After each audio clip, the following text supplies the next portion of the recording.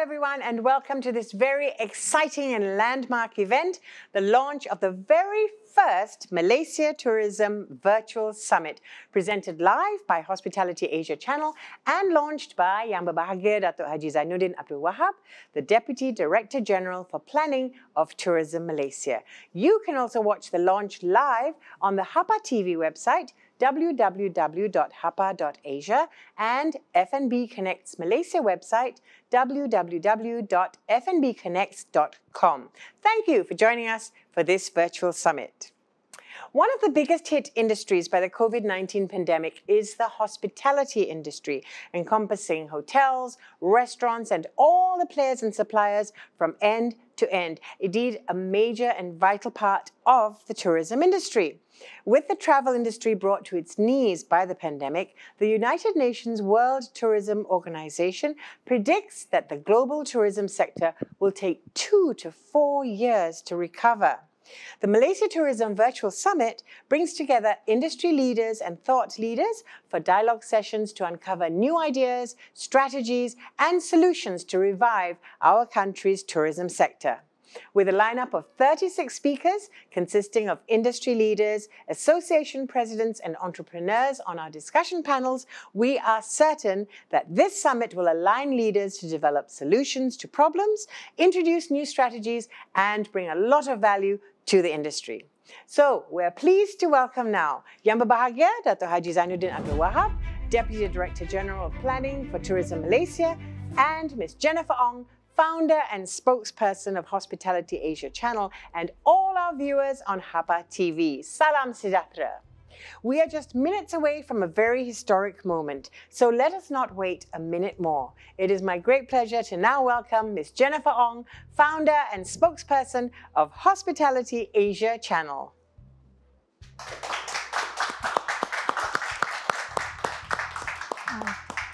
Thank you, Datuk Yasmin. Salam sejahtera. Yang Berbahagia Datuk Haji Zainuddin Abdul Wahab, Deputy Director General Planning Tourism Malaysia, and to all Hapa TV viewers in Malaysia and across Asia.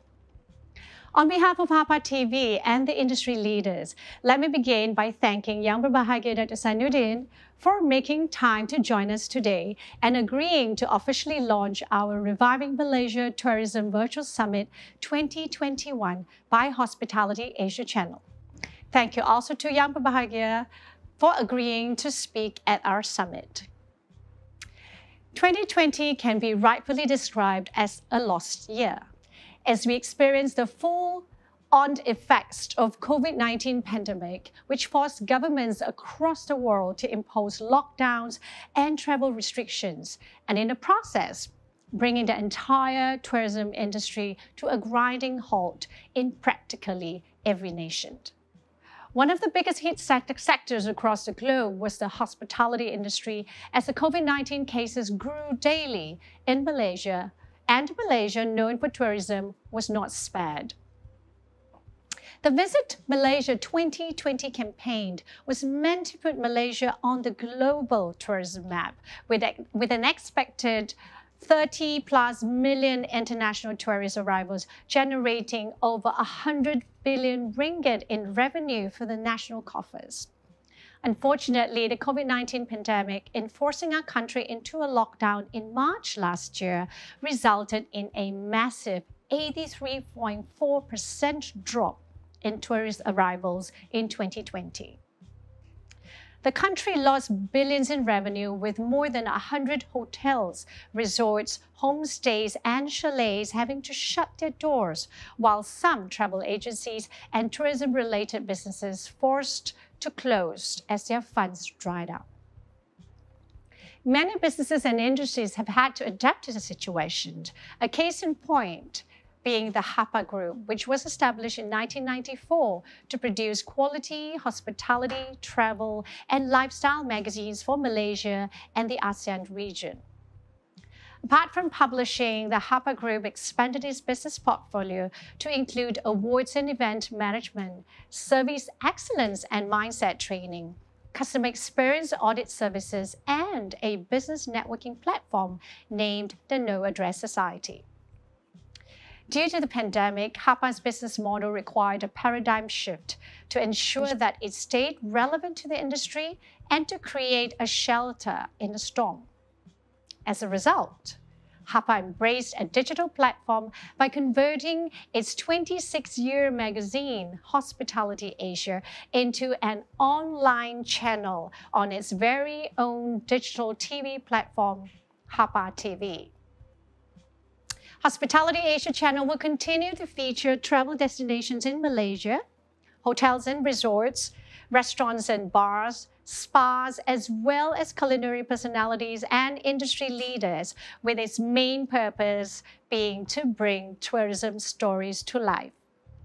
To this end, Hospitality Asia channel is taking the initiative to organize a tourism virtual summit to gather industry leaders and thought leaders for a dialogue session to develop solutions, discuss and share new ideas, discover new strategies and possible solutions. I am confident that the coming together of all these great minds in this summit can only bring about a positive outcome towards restoring confidence in Malaysian tourism, helping to revive our tourism industry and positioning Malaysia as one of the top of the mind eco-tourism destinations of the world. In the spirit of Malaysia Boleh, together we will rebuild Malaysia's tourism industry slowly but surely. Thank you so much. Thank you, Jennifer. Please remain standing. And now it is with great honor that I invite Yang Berbahagia Datuk Haji Zainuddin Abdul Wahab, the Deputy Director General of Planning for Tourism Malaysia, to officially launch the Reviving Malaysia Tourism Virtual Summit 2021 and present his speech. So, on the count of 3, Datuk Zainuddin, are you ready? 1, 2, 3.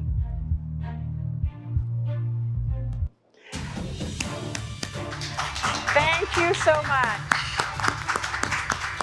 Thank you, Datuk.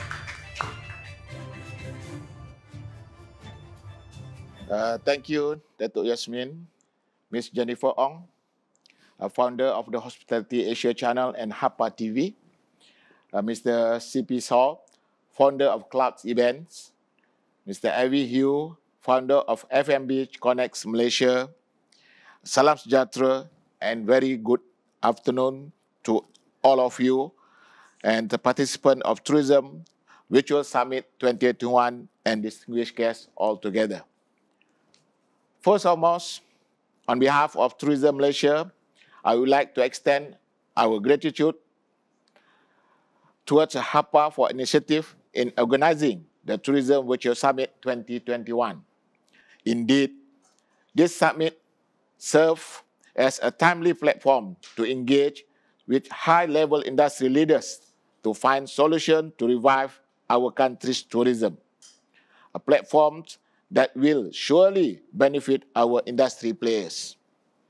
In response to ongoing pandemics, Hapa's decision to pivot and embark on a new digital platform by converting its Hospitality Asia, a 26-year-old magazine, into an online TV channel on Hapa TV is a good example how business have to step up to survive and thrive. The Hospitality Asia channel direction needs to move beyond the continuing to devise relatable perspective in the face of reality, especially in the era of digitalization today. It is hoped that this initiative will become a sustainable program that will benefit all of us. Ladies and gentlemen, while we are still facing the unpredictable pandemic, I'm sure all of us have to learn from the impact of the COVID-19 and how it has both slowly and quickly changed the tourism landscape.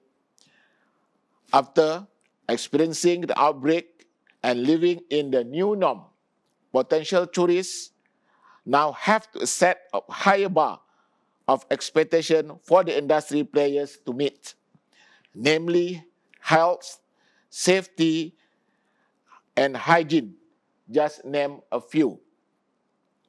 People are more aware than before of the importance of hygiene and have a new set of preferences when it comes to traveling. Tourists now prefer less crowded attraction, outdoor activities, and to be closer to the nature.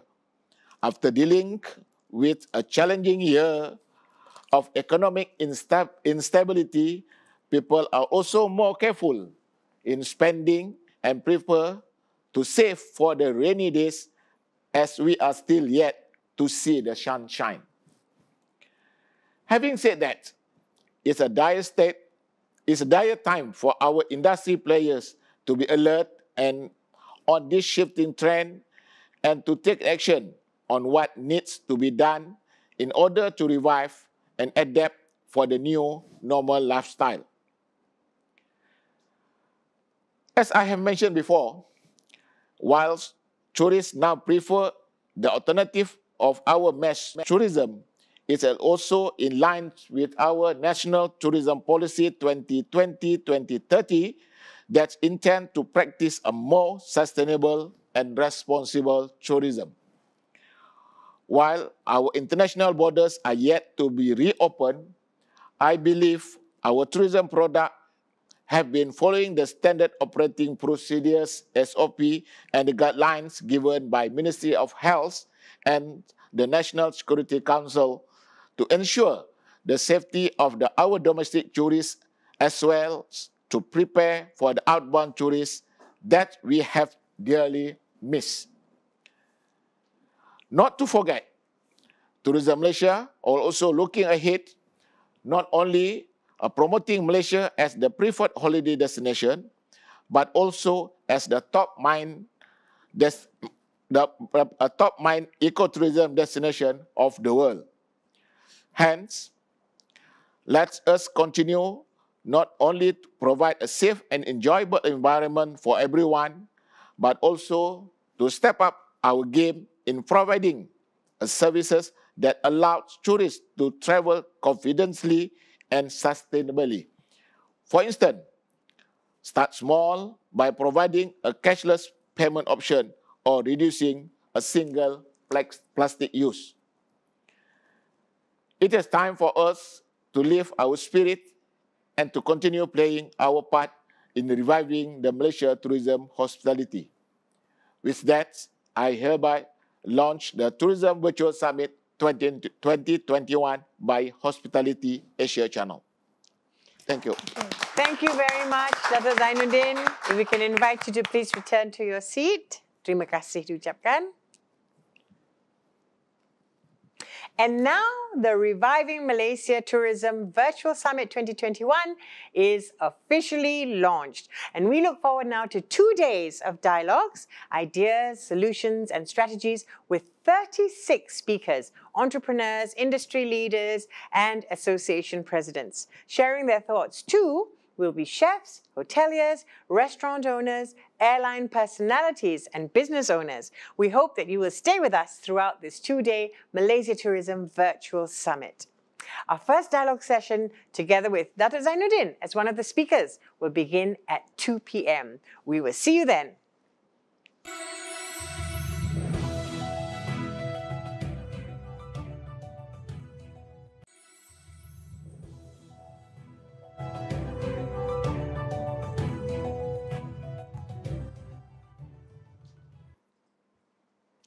Hello, welcome to the Reviving Malaysia Tourism Virtual Summit 2021. So let's start with our first session today, and the topic is positioning Malaysia moving forward. Allow me to introduce our panel of speakers. From Tourism Malaysia, yang berbahagia Datuk Haji Zainuddin Abdul Wahab, Deputy Director General for Planning. And we'd also like to welcome Mr. Yap Lip Seng, the CEO of the Malaysian Association of Hotels, which acts as the voice of the industry, working as one body to promote, protect, represent, and advance the interests of its members. Mr. Yap has been in hospitality for over 20 years. He was appointed into the Industry Advisory Panel for Taylor's University, Berjaya University College, and INTI International University and College, and is a member of various industry panels for the Ministry of Tourism, Arts and Culture Malaysia, or MOTAC. He was recently appointed by the Human Resources Development Fund under the Ministry of Human Resources as the chairman for Sectorial Training Committee under Hospitality. The next member of the panel is Mr. Nigel Wong, the Honorary Secretary General of the Malaysian Association of Tours and Travel Agents, or better known as MATA, the national umbrella representative body for the entire travel industry in the country, working closely with the Ministry of Tourism, Arts and Culture, as well as Malaysia Tourism Promotion Board, help organize fairs, seminars, convention and workshops, both to create public awareness of the tourism industry as well as to benefit its members. Mr. Nigel Wong owns the travel portal Big Blue Holidays that offers a wide range of exciting experiences that cater to the young and the young at heart, be it adventurous or leisurely. And the session is hosted by Jennifer Ong, and your moderator is Frida Liu.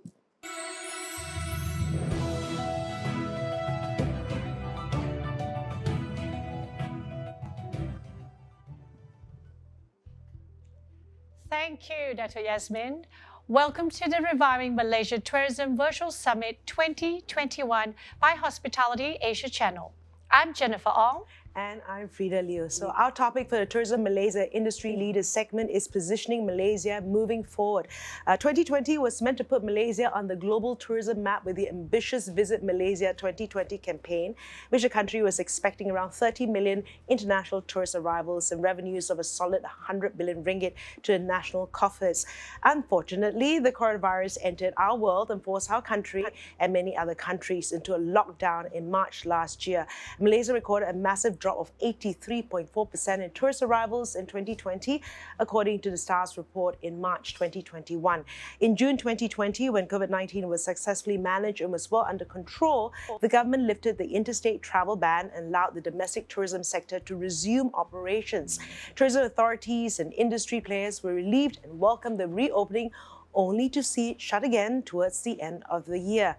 Many hotels nationwide enjoyed higher occupancy rates between June and September 2020 after RMCO was imposed nationwide and interstate travel was permitted.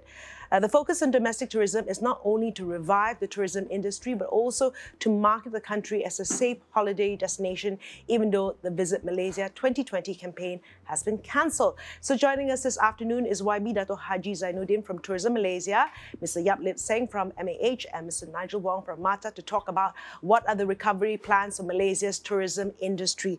And we want to see this in our horizon very soon. I'm going to ask the first question to Dato. 2021 is meant to be the year to revive our country's economy through domestic tourism. We had the Cuti Cuti Malaysia initiative, and Malaysians are encouraged to travel locally. However, with the continuous interstate travel ban, how can domestic tourism help Malaysia's travel sector to recover? Okay, thank you, Berda. As we are aware that during the RMCO, and it is similar to during the COVID-19 faced by other countries. Whether we like it or not, tourism, we rely on the domestic to revive and to survive, especially to help the industry players, especially on the hotel, tour operators, and also the tourism product offer. First, I would like to say that what we have to do is now is everybody have to work together to ensure that we are not go back to the red zone. Right. As we aware that the governments now under the RMCO, we are allowed to travel within the state green to green, with exceptional that we cannot cross the red zone. So I hope that this is an opportunity and offer to the people to travel within the state or inter-district and to the state that within the green area And examples like people who stay in Perak, for example, they still can travel. People who stay in Ipoh, they can travel to Pangkor to enjoy the facilities in Pangkor. And another area that we are hoping that is, we can see that especially in a hotelier, they are embarking the new norm of the offering a staycation. We call it staycation. That I understand that it's become a very popular. Congratulations to the hotelier, especially in Klang Valley, that are very active in promoting the staycation to stay afloat. Of course, in terms of the yield, you will not getting as much as we are free to travel, but it at least help the industry or the hotelier to generate an income. And we can see also during this Ramadan, for example, that the Ramadan buffet is quite received a very good response from the visitors, and this is one of the way for us to encourage the local to travel within the means that allowed by the restriction that we are facing through. Okay. Gentlemen, anything to add to that? I know I've never seen so much of Selangor. I visited so much of Selangor. Okay. I think what Dato' brought up about the staycations is partly true and partly a huge challenge as well. We are looking at staycations within the states where the source market is. Right. Klang Valley is doing well because those who want to travel, the pent-up demand is all in Klang Valley. Right. They cannot travel out of Klang Valley. That's why these staycations works. But then in certain areas, like even in Ipoh by itself, or in Perak by itself, or even in Kelantan, Terengganu by itself, who's going to travel within Terengganu itself? Who's going to travel within Kelantan itself? So there's a plus and minus there, and everyone is just hoping for interstate travel to be reopened so that we can allow a little bit more flexibility. And the current allowance to allow travel from green to green, we have also put in a proposal to, let's say, allow people to use flights, for example. There's no risk of getting out in the middle of the flight into a red zone. You cannot go between one point to the other. And also by their own vehicles, hotels can play their role. If let's say the hotels were to set the time that you must check in with your MICE Jatra at the hotel, then there's no risk of them deviating on their tour. So there are things that we can work together. I think the key point there also, we must work together to make it work. Right. Yeah. Look, I have to agree with both Yap and Dato' here. Domestic tourism is actually a good way to jumpstart or kickstart, the tourism industry, and not just that, all the other related industries that are, that are involved, retail, F&B, etc., etc., etc. But again, we have to realize that tourism is more than just promoting a stay or promoting a destination or an attraction. It's really got to do with people movement. Now, the way we see it in Amata is there has been progress where the ministry has taken steps, or the government has taken steps to gradually open up borders. But of course, as my two colleagues here have said, it would be best, of course, that the government will eventually be able to allow much more freer travel in between states. And look, that being said, where do the bulk of the tourists come from? They're all in the Klang Valley. So until and unless we can open up those restrictions, domestic tourism will not see the intended effect until we do so. Right. But at the same time, people are still quite fearful, even if it's staycations, right? There is still that fear, especially with the numbers at the moment, right? So it may take months or years for the tourism industry to recover, and we need all the help we can get from all the parties to rebuild. So what are the plans from Tourism Malaysia to work with industry partners to draw future travelers to choose Malaysia as a travel destination after the dust settles and one day the international borders are open again? One fine day. Dato', perhaps? Okay.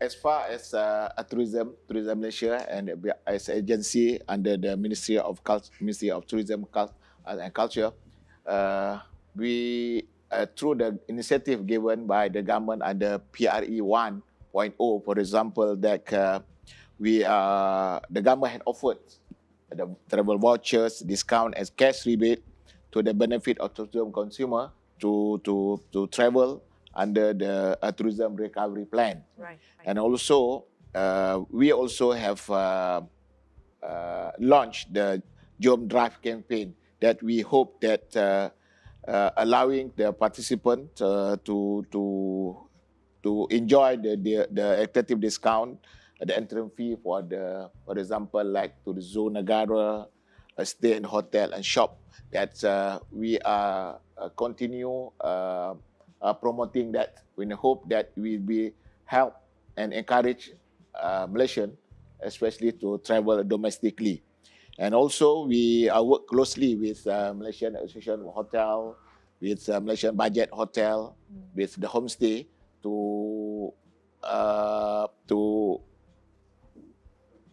for them to continuously offer the attractive packages and option for them to enjoy their holiday. And similar to that, we are also working with MICEP, Malaysian Convention Incentive, to allow the certain numbers of the convention or incentive activities in the hotel, with the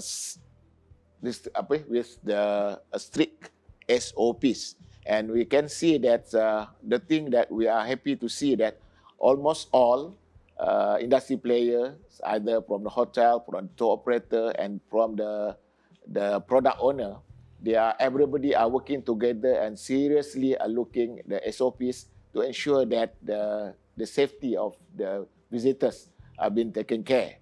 And as far as tourism is concerned, we are trying to balance it between the economic and health. Okay.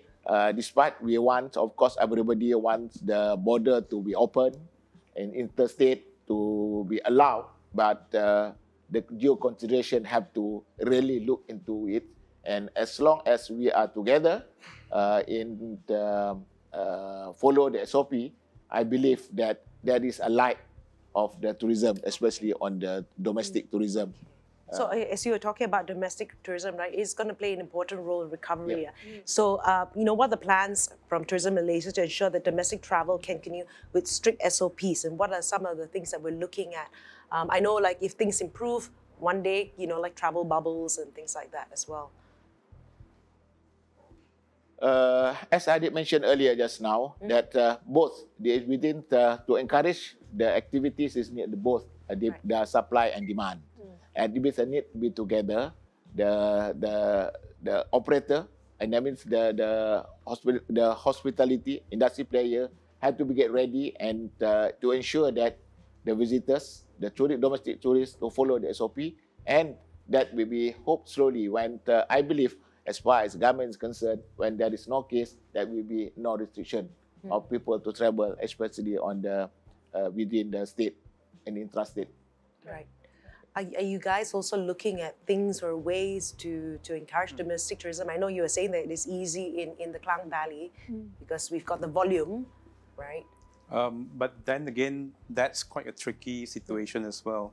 If we are doing well in the Klang Valley now, when interstate travel is restricted, what happens when it's open? So people they go out of Klang Valley, and then again the stakeholders in the Klang Valley itself will lose out in that sense. So we need to balance up the entire thing. I think as what Dato has mentioned earlier as well, we ran a couple of initiatives, and part of it is part of the economic stimulus plan that was announced last year.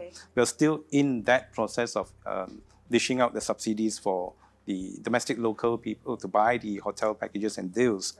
And that's 100 ringgit for the 4- and 5-star hotel, and then 3-star and hotel and below, you get a 50 ringgit subsidy with it. That is still ongoing, but we ran into a roadblock because of the MCO and the interstate travel restrictions. People are not buying because they are worried that if they purchase it and they cannot utilize it, their money will go to waste. But again, on the government side, even before we fully utilize that allocation, another allocation is ready for us to take up for the next phase. Tourism Malaysia and MOTAC has already allocated that for this year and the second phase of stimulus for the entire tourism industry for domestic market. I think we look forward to all the initiatives to work together with Tourism Malaysia. I think the other thing to note, Frida, is that you mentioned something about, whether industry players are actually following the SOPs and how we can use that to promote domestic tourism. Of course, it works both ways. It works, for domestic tourism as well as inbound tourism and even outbound. Let's be fair. Right. Travel is both ways, right? The key thing here is that it's not a very complex process. I mean, I know for a fact that Ma and Mata, we've already engaged, our own program, initiated our own program to ensure that all our industry players, our members, actually comply with very strict SOPs. The beauty of it is the SOPs aren't very different from what every Malaysian is already used to and what everybody else in the world is used to, right? So on that note, travel on any level should not be an issue at all. It's basically just going to be a small issue of adjusting, the restrictions and, like Yap says, balancing out how we're going to manage that dispersion of tourists, domestic or otherwise, in the country. So what is the balance? Well, I mean, from Martha's point of view and from MAH point of view, right? What do you think should be the balance where you could ease off a little bit of the travel restrictions, but at the same time do not compromise on the health part of it? Okay, look, the government has done the necessary up to this stage by not enforcing blanket-wide restrictions, right? So that's definitely a positive move. Now, based on the data they're now collecting, and Mata has long said, we need to take an analytical approach, to this. And what we think the government should be doing, if they are not already, is probably assessing the next stage of risk, right? Yes. Based on the fact that they're rolling out the vaccines, people are more aware, education is ongoing, economic needs need to be satisfied, right? They should take this a little step further and start narrowing, the requirements for imposing these restrictions. And again, things like the green zone travel bubbles may be one way to go. I think the other balance that we look at is how the business entities, the hotels or the travel agencies, would limit their capacity, limit how much revenue they can make from their properties or their products at the moment to deliver assurance in terms of safety and health. Hotels can limit the occupancy up to 50% so that you do not have too many people in the hotel at the same time. And restaurants are already limiting the capacity in terms of seating.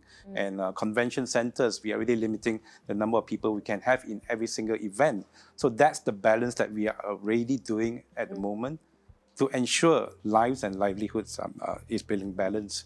Well, I have an interesting question, Frida. We are also focused about SOPs and, of course, health. I mean, these are all very important things. But do not forget, are we forgetting the fact that hospitality and tourism boils down to service as well? Exactly. So are we also focused about getting SOPs in place, making sure the health requirements are there, that everyone just tends to forget about, what customer service is. So, would we then end up being a nation or, a country where we compromise so much in terms of service excellence? Well, that's one thing. If you all can comment, because it kind of leads to my next question about how, the hardest hit, right? This space, this travel and hospitality, and over 30,000 employees have lost their jobs last year. Hundreds of hotels and resorts have shut down since last year. And the continuing closure of international borders, more will cease operations in the coming months. It's very disheartening to hear. And the same goes to travel agencies and tour operators, right? And this is a harsh reality. So what is your take on the ongoing interstate travel ban, and what needs to be done to save jobs in our country's tourism industry, technology or what have you? Silence. No answer. No, I think since the pandemic last year and MCO started on 18th of March last year, we went through a series of engagement and consultation with the various ministries of the government, looking at ways of how we can retain our people, how we can protect jobs. That was the main objective that we wanted. We want to keep our people. We don't want to let them go. We don't want to lose our talents in that sense. And there's a proven model in many other countries. That's a subsidy model. Subsidy on wages and also subsidy on the businesses that are not allowed to open. Right. But let's not compare government to government. Right.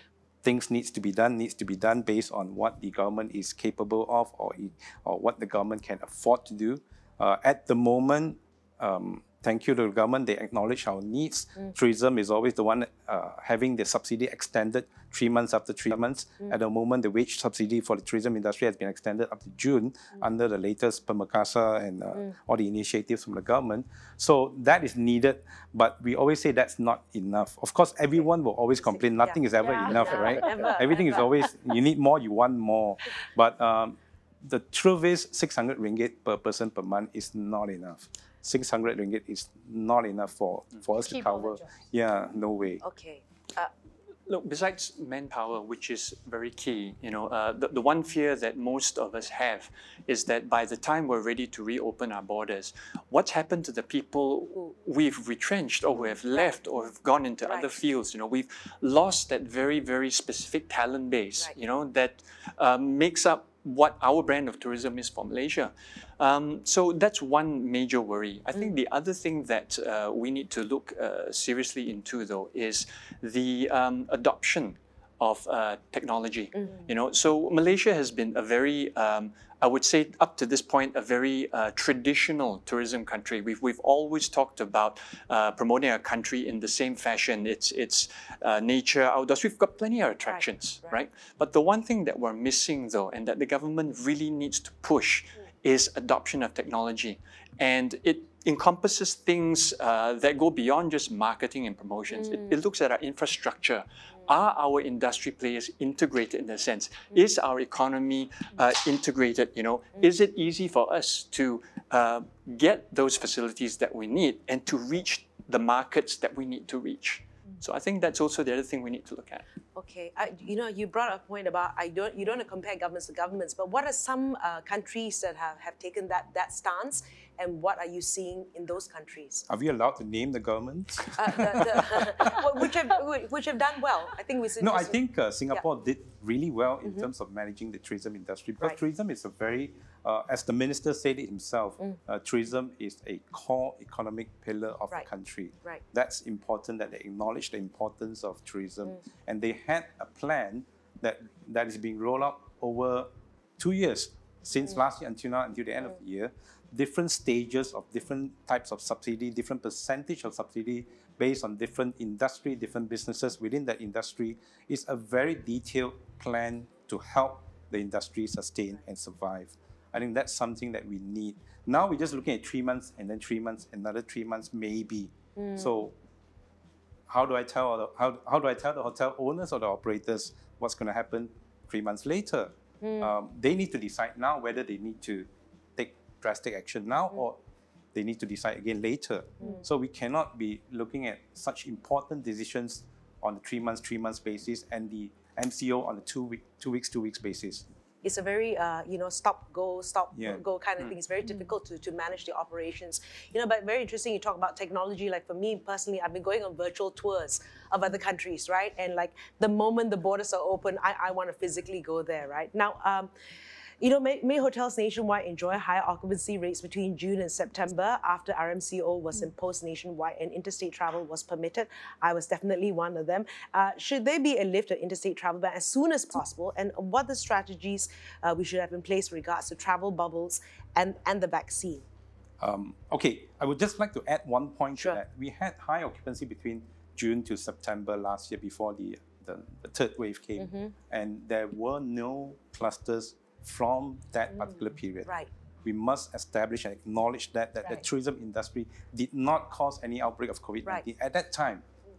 And interstate travel or tourism is not a cause of concern when it comes to spreading COVID-19. That just proves to say that the industries are complying to the SOPs. They're doing a good job in ensuring that safety and health of the tourists are being taken care of. So that's important to acknowledge first. And moving forward, I think what we need to look at is how we can comply to the SOPs and yet provide similar or equivalent type of satisfaction to our guests. And we can do that. We are confident we can do that. As what Nigel has mentioned earlier, we have our certification in place. We did it on our own. It is an entirely industry initiative to do the certification. We have the Clean and Safe Malaysia for the hotels, and Mata has their Travel Safe. And now the convention guys are doing one for themselves as well. So we want to assure tourists and guests that we comply. And don't worry about the check and balance. We have a third party, an independent assessor to come in to ensure that we comply with it. So that's our way of telling people it's safe to travel. Right. Yeah, very interesting point to note, right? During that period, nothing happened within the travel industry. Yeah. Okay. But Dato', what are your thoughts about that? That's what I mentioned earlier, that we are thankful to all the industry players who are follow and work together with Ministry and the Tourism Malaysia in ensuring that their property are being sanitized and follow the SOPs. And of course, as you did mention just now, it's a two, hospitality and SOP is come together. And being the hospitality country, we do not also, I believe the industry player do not leave the hospitality and services in regard of SOPs. It must be come together. That's a difference of our tourism industry compared with others. We try to, again, we balance it between the safety and the services that they are rendered. Right. Okay? Yeah. Just one example, one international hotel chain has, since early last year, early in the pandemic, they've issued a new guidebook for their employees, how to smile with a mask on. Okay. It's illustrated in the book itself, how you look like when you smile, how do your eyes look like, and that's how the industry has adopted new norms to the hospitality industry. I was thinking we just print smileys. So, but just an interesting point, we were talking about employees earlier on about how when we get back into gear again, and then all the employees that we've lost, right? And it's got to be a catch-22 situation as well. I'm just thinking right now, do you think it'd be fair with a bit of planning? Like say, working with relevant authorities, say if 30% of the population has been vaccinated, can we at least begin interstate travel again, if we were to put a number, and then that way industries can plan, and there's a greater sense of agency to get those numbers at least, and then we're sort of working towards a plan, towards a deadline, say 30%, we're ready to roll again. Would that be something to work towards? I'm putting 30%. Look, I would take that one step further. Right. Right. Why even? We'll take that one step further. If of course we would hope that as many people get vaccinated as quickly as possible. That bodes well for everyone across the board.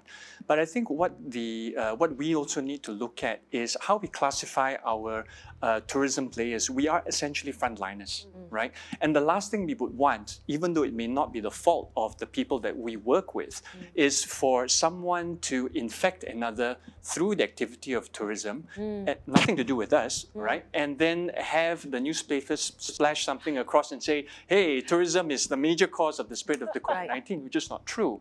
So the other thing which we do need to look at is a program that will allow our frontliners, the people who are going to be touch points, the one handling the guests, the tourists, to be given a priority, all right? Or maybe a little bit higher up the list to get vaccinated, ahead of others as well. Because again, we will be taking care of them. We will be their first point of contact, and probably, for most, if not the full part of the journey. Okay. What do you think?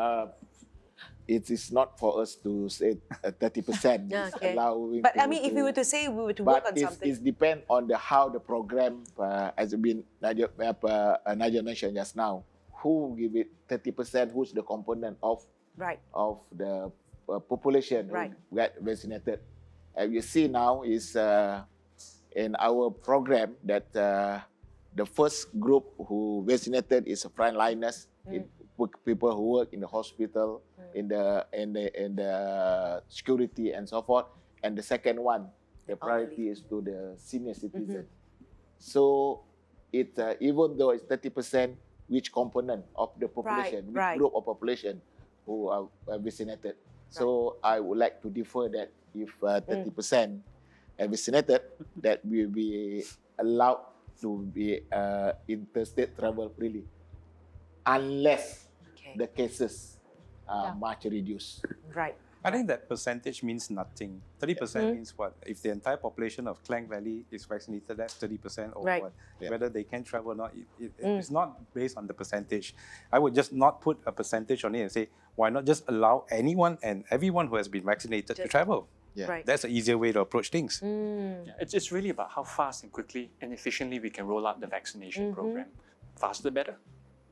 Okay, so and I know this is a question, right? How do you plan in such a VUCA state, they call it, right? What volatility, uncertainty, complexity, and ambiguity, and we're all learning. And every country obviously is different. Every government is run differently. But are we taking a lead from other countries? You mentioned a little bit about what Singapore is doing, but Singapore is very dependent on the conferences and tourism and all that. But are we hearing from other places where we can learn something?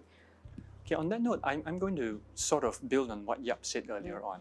It's like you said, it's a very difficult situation to say, hey, we're definitely going to do this, or we're definitely going to open up borders, hence, and this is, these are the people we're going to be inviting. It's very difficult, if not impossible, to give any sort of certainty to the situation. But what is possible, though, is setting a forward plan in motion. Right. For example, the reason why, in our eyes, that Singapore and some of these other countries have done well, even though their borders still remain closed, is that they've actually managed to project a vision or an objective for that particular industry to say, look, by this time, we're going to be able to do this. Now, this is what we normally say, aim high, all right? And along the way, you're going to be able to achieve certain steps, right? So, if we're not able to really open borders fully by the end of the year, it doesn't really matter. But along the way, we say, look, we intend or we aim to open our borders by the end of 2021. Right. And along the way, we've got these different milestones. These are the things we're setting in place. These are the markets we're opening up. These are the negotiations we're having G to G. Now, what this does is it not only gives the industry a benchmark or a milestone to plan for resumption of operations, it gives the industry a chance to plan where they're going to spend their marketing dollars, how they're going to start working with their contractors forward, maybe in 2022, right? And more importantly, it's going to give hope to the industry. And that's something that we can't discount. Where there's hope, there's going to be initiative, there's going to be movement, there's going to be impetus. So that's what we need. We need a roadmap. Okay. So I've asked all the questions, but I just want to know, like, what's happening, with the Malaysian Association of Hotels and MATA. What are the conversations you're having with your members right now? What seems to be their most immediate concern right now? To us will be vaccination, because I think earlier in March, we submitted a list of employees to be vaccinated to the Ministry of Tourism, and Ministry of Tourism coordinated that with the Ministry of Health. Apparently, the ministry is actually considering allowing frontliners of the hotels to be vaccinated first in the second phase of the vaccination program. And most of the hotels at the moment, they are talking about this. They want their employees to be vaccinated. And that jives into what Nigel has mentioned earlier. We need to be prepared for the market when it comes back. We need to tell people that our employees are vaccinated, it's safe to stay with us. That's something we want to look forward to. I think over the last year, I think more than enough of complaining and anything else about how bad is the situation. Let's forget about that. Let's move forward. What do we want to see in the next 3 months, next 6 months? What Nigel brought up is true. We have already received interest from overseas countries. They say, what are your contract rates for year 2022 and 2023 onwards? They want to secure it now because they know the demand is there. They know there's a lot of pent-up demand. People want to travel. So that's what we are talking about now. Right. So getting the employees vaccinated. What about MATA? Okay, so our conversation is a little bit different. Travel agents generally take care of almost all aspects of the travel journey, right, of a traveler. So everything from their logistics, their accommodation, and the itinerary, and sometimes even their F&B and other related needs, right? So this period has actually exposed a major weakness in our system. And even though this has caused a lot of hardship for the industry, we're hoping that the government will be able to modernize, what we see as a very old and very irrelevant, probably not irrelevant, but very old and maybe outdated act. Now, let me just give you a rough idea of what this means. When the COVID-19 hit, industry players were faced with mass cancellations. And unfortunately, the laws that we had did not really protect the industry players from the consumers. Now, not that the industry players did anything wrong, right? COVID-19 happened, there were cancellations, people's money had already been spent on services, pre-booked. That's what agents normally do.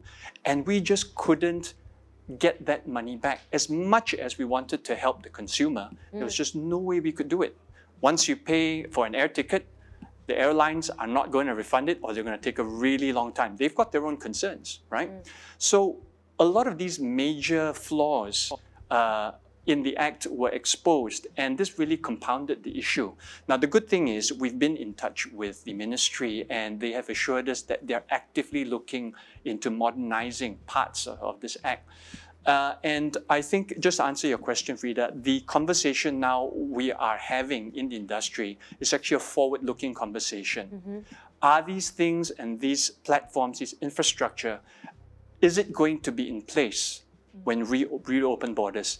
And the major concern is this: despite everything that we have, these old laws actually do cause our industry to actually be less competitive than our neighbors. So we're actually very hopeful that if these things get corrected within this period, that by the time 2022 hits, we'll be ready to go. Yeah, just very interesting that you talk about, getting ready for 2022, right? So my last question for Dato'. So how do we prepare, what is Tourism Malaysia doing in terms of getting promoting our tourism virtually? Frida was just saying she was visiting virtual tours. Virtual tours, right? Are we preparing ourselves for that, Dato'? Yes, we do. Within, of course, with or without this pandemic, we have to Tourism Malaysia always look for option of being creative in promoting the countries in our way of means that. Of course, the digital and virtual is one of the options which we are really seriously look into it now. And again, to sum up that our discussion today, for the period of time, domestic tourism is become our pillar for to sustain our tourism industry in the country for the time being. And when we talk about the travel bubble, of course, we are keep talking, we are communicating with our counterparts, and I would believe that through National Security Council and our foreign ministry are working up with the counterpart to allow the travel bubble. However, travel bubble needs to be reciprocal, both. We want them, they want us. That is the basic principle of allowing the border to be open. Any final thoughts, gentlemen? Put more budget in for next year. So what's our budget? Jennifer, anything to add? No, and of course, once the border is open, we are ready to go. Yes, ready Okay? to very And I believe that ready the and very industry also, and we are taking opportunity as the new term that we are using now is a revenge tourism. And we hope tourism. that Malaysia become one of the destinations that for revenge tourism. Getting benefit from the revenge tourism after people for so long cannot be traveled. Well, all we can say here is that may revenge tourism be vicious. All right. On that note, thank you very much, gentlemen, and of course, Jennifer. We've come to the end of our Tourism Malaysia Industry Leaders segment. I would like to thank our speakers, YB Dato' Zainuddin, Mr. Yap Lip Singh, and Mr. Nigel Wong. Thank you for sharing your insights with us on Hospitality Asia channel. Look out for our next session on the airlines and travel segment. Stay tuned.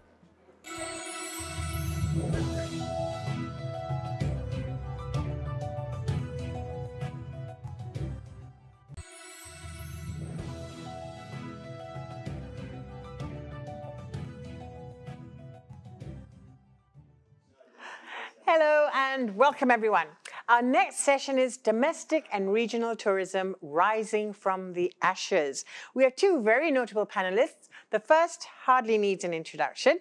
Tan Sri Tony Fernandez, the CEO of the Air Asia Group, a Warner Music top executive before pursuing his dream of starting a budget airline. Tan Sri Tony founded Tune Air Sdn Bhd, who introduced the first budget no-frills airline, Air Asia, Two Malaysians with a tagline, "Now everyone can fly."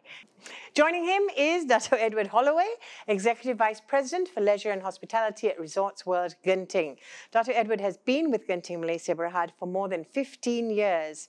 Genting Malaysia Berhad operates a tourist resort in Genting Highlands, which includes hotels, restaurants, casinos, and recreational and amusement facilities. The company, through its subsidiaries, also develops and leases property, operates leisure and hospitality services, and provides timeshare ownership schemes. This session will be hosted by Jennifer Ong, and please welcome your moderator, Frida Liu.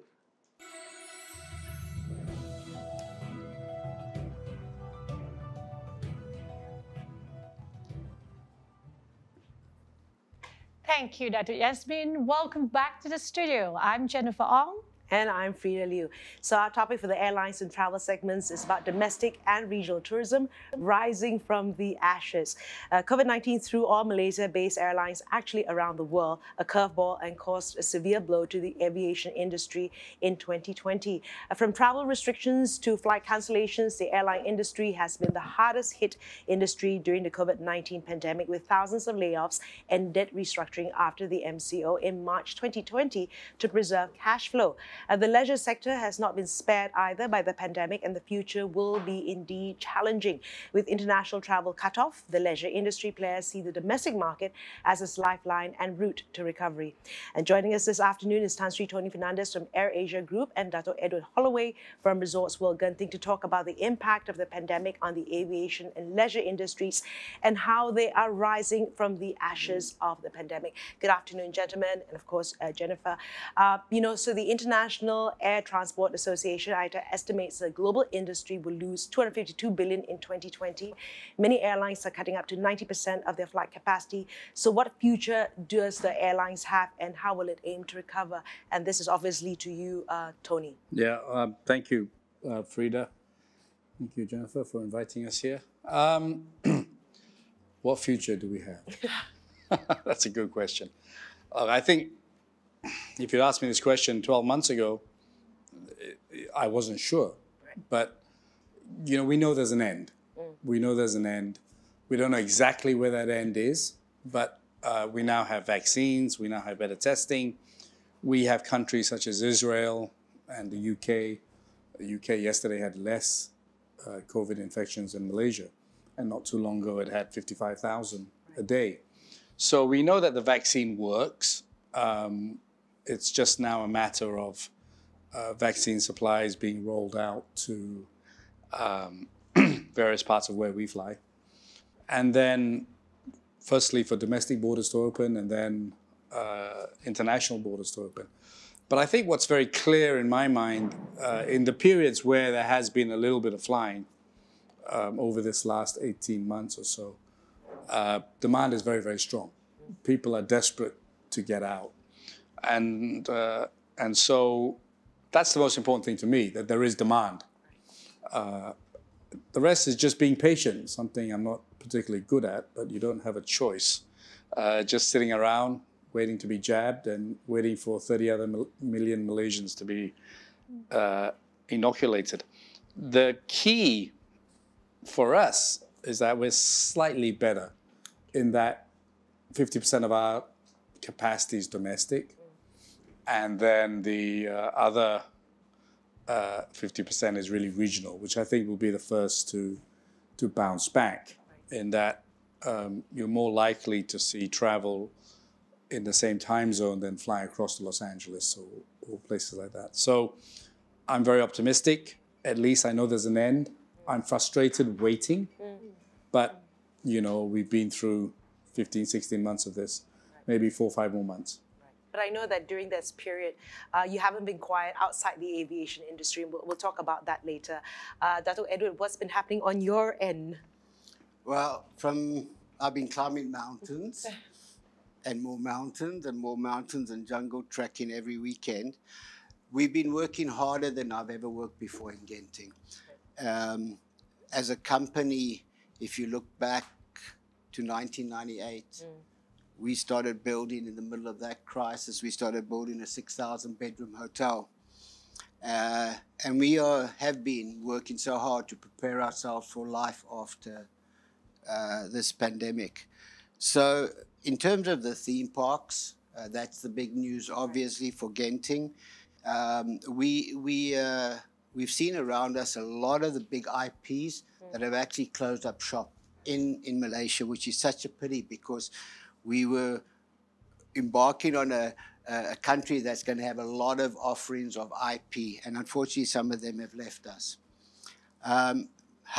They're very highly intensive in terms of capital, and how we're going to bounce back, I think we've got to be very price sensitive. Okay. You know, our market is obviously Malaysia. Our companies and AirAsia are not too dissimilar. We cater for the mass market. And we will definitely be price conscious as we open and rebuild ourselves. But I think the two brands that we have are probably the biggest nationally grown brands in Malaysia, Genting and AirAsia. I mean, who's bigger in terms of the hospitality industry? So I think the strength of our brands will help us get through. Right. And then how do we build it up from there onwards?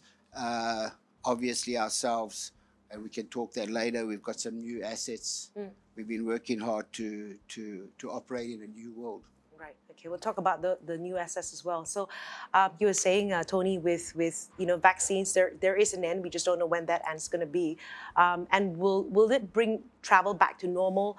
And is the trend of contactless convenience the way forward for airlines post-pandemic? I mean, I think we know where the end is going to be. It's between now and December, right? Yeah.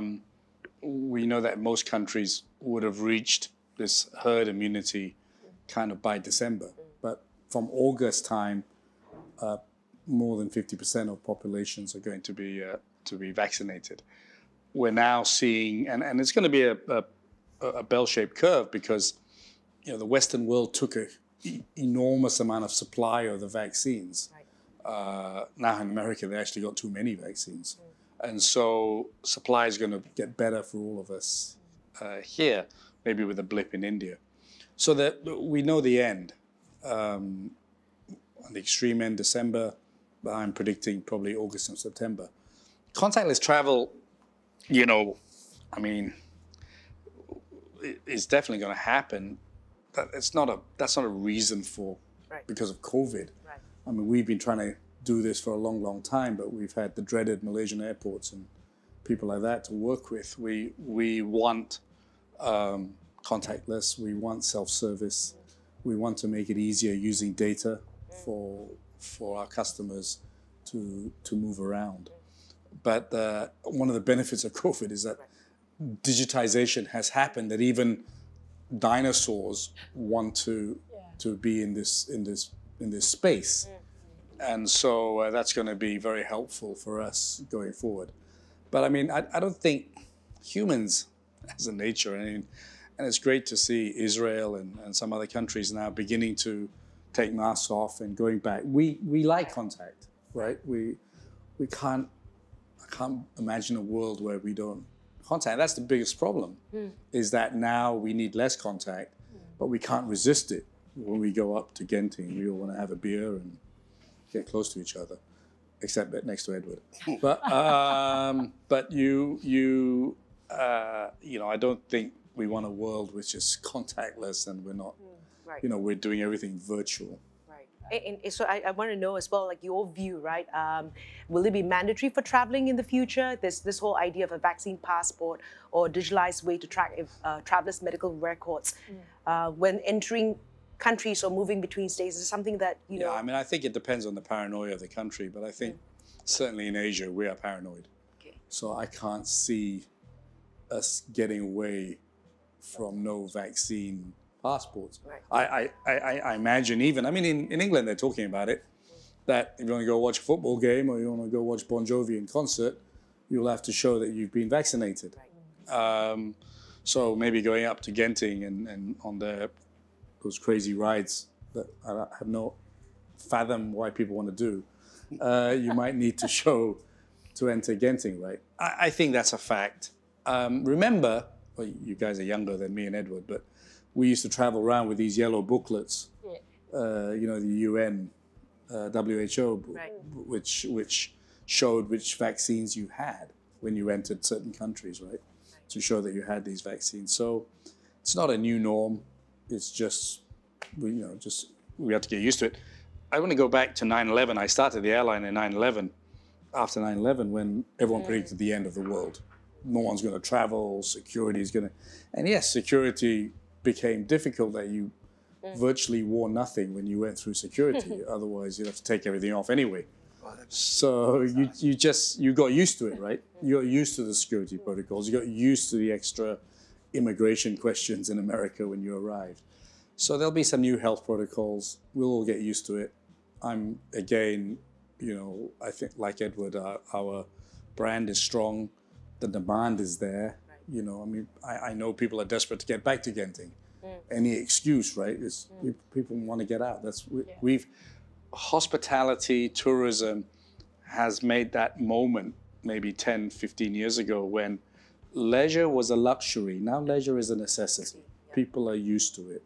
It's that CD moment, right? For the older ones here. I get you. When you went, that CD moment. Back to the earlier question, right, Frida? You're talking about the contactless. To what extent, Tony, that AirAsia would implement contactless features as far as Well, we want to do it anyway from a cost side. Yeah. And obviously it's what people want anyway. Yeah. But, we think checking in at a desk is old-fashioned. Yes. You can do it on your mobile phone, right? I think the hotel industries, can you imagine a scenario where you can check in and just go straight to your room with a key, right? That'd be my dream. You should come to our hotel. There we go. I did. And the beauty of digitization is making it simpler. So the contactless part is cost, plus also convenience. Right. And now there's a health side to it. Right. Right. And for me, I mean, like just Changi Airport, they've done a great job, Terminal 4, which is everything just zoom in, right? What about your yeah, side? on your side, yeah. What Well, kind I mean, of contactless feature? If we've got the biggest hotel in the world, right? It's over 7,000 bedrooms. We've been following or in tandem the same as AirAsia. You don't need to go to a counter for the last 5 years. People have asked us how we do it. We built it in-house. We've taken that another step. So you can imagine a 90% full hotel, 7,500 rooms. Nobody goes through a counter. You check in, get your key and go to your room, put your key out and then you're out again. So yeah, we've been doing that. And I agree with Tony. In all of our businesses in the last 1.5 years, we've totally, excuse me, we've totally put it upside down. And it's not a question of the health side of it necessary on the contractor. It's just about pure efficiency. We all, having tough times, and we've had to dig deep and change our thought process and say, how can we do this better and more efficient? Not have so many receptionists on the counters, and and it's all about efficiency. And I think one of the many good things that have come out of this has taught us to rethink, reset, and that's what we've been doing for the last year. We've been resetting everything from our leisure, hospitality, gaming operations, and a totally different place. Right. And are we prepped should something of this sort happen again in the future? I mean, in terms of how we operate. Oops, so. Frida, we're just getting out of this one. Can you not talk about the next one? Yeah. Where have you brought her from? No, look, we've gone through this all. We've gone through 98, we've gone through H1N1, we've gone through SARS. I've experienced that in Malaysia. I've been here for 25 years, so we know the drill. This one was just a little longer than the last one, but it's not a question of when. It's only a question of when again. Right. But I think we've all become smarter. We've all looked at those issues that hound us from day to day on the health side. But at the end of the day, it's going to happen, but good companies will always have a disaster recovery program. It must be robust. You must be able to make decisions quickly, especially in a volume business like I think both of our businesses. If we're going to wait for next week to make a decision, we're dead. So we've got to make quick decisions. They sometimes are painful, but for a long term, they are necessary. And I think that one of the good things that came out of it that we can look at how to be more efficient. And it's going to happen again. Right. We're just going to manage it better. Yeah. Well, okay. Developments for Air Asia Group. What are some developments? And I think there were some things that you had to pivot to. Yeah, I mean, we started that journey maybe 18 months before COVID actually set in. And I mean, just to talk about COVID for 1 second, and will there be another one? I hope there won't be. I hope we're better prepared for it, that it can be contained.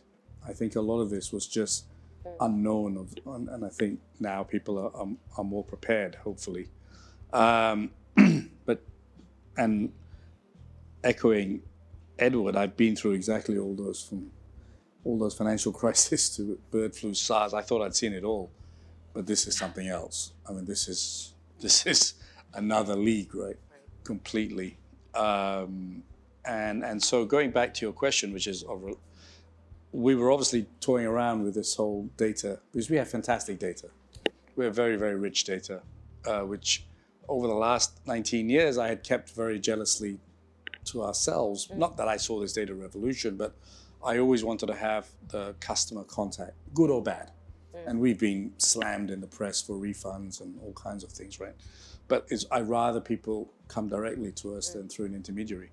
So we have very high quality of data. It's slightly higher spend. It's KYC'd. And so we began this journey of using our data to build some other businesses. Now, COVID is a once-in-a-lifetime opportunity. Now, could we have moved as fast as we did while we're running 245 planes and carrying 100 million people? Probably not. But by having to sit down in your house and do Zoom calls every day, you are able to focus and really pivot much quicker. And so we've now created, our version of a super app. We have a long way to go, but the building blocks are there to what I like to term as an AirAsia way of life, which is always about serving the underserved. And then we've gone out and built a fantastic logistics business, which could be bigger than the airline business one day. I mean, really, it's a diamond in the rough, which we never noticed before. Cargo was just, we were a prostitute. We were just selling our belly space to the highest bidder. But now we've gone out and gone downstream and built a vertically integrated business. And then the next element of that is a fintech business, Big Pay, which shows the power of our data. Because we don't have a sugar daddy, who gave us billions of dollars to go do what Grab or GoJet, all these guys did. But with our data, we're able to build Big Pay, which now has 1.2 million customers and a very high GTV and remittances growing at 100% a month. And so that proved our data concept. So Big Pay is very exciting. And it all ties into the ecosystem, right, in terms of suppliers. So then we got two other smaller businesses where we're looking at helping farmers, and then an educational establishment, which was set up to reskill our own staff. Now, pre-COVID, and I think a lot of people in the hospitality business are going to be faced with this, as we've just talked about contactless and less receptionists and check-in assistants. I saw a lot of great staff in AirAsia who were going to be out of a job, not through their own fault, but through this industrial revolution, this 4.0.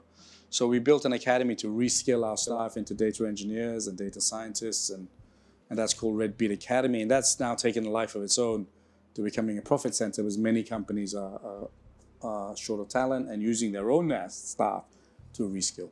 Right. What's the story with farmers, that you're working with farmers? Farmers was really that, we've been carrying food for years, fish from Sabah, everything. As I got stuck into it, I saw that farmers made very little money, actually. And the supply chain took all the profits. So we decided to help farmers by cut the supply chain, increase their margins by 15%. So we created a marketplace where they can sell their goods, one, directly to restaurants, and two, to consumers via our super app. And in a very short period of time, we've now got 1,200 farmers. And once things open up, then you know, you could order fish from Hokkaido and we could deliver it to you within 48 hours. That's the dream, but the initial idea was to help farmers earn a little bit more income and provide better food security. Okay. What about with Resorts World, the new assets you want to talk about? Okay. By the way, we're talking a lot on all these wonderful ideas together, which is an exciting initiative that they've done. Yeah. Well, obviously the big one is Skyward. So I wore my Skyward shirt today, get a bit of free advertising. Zoom in on that, okay? Zoom in, yeah.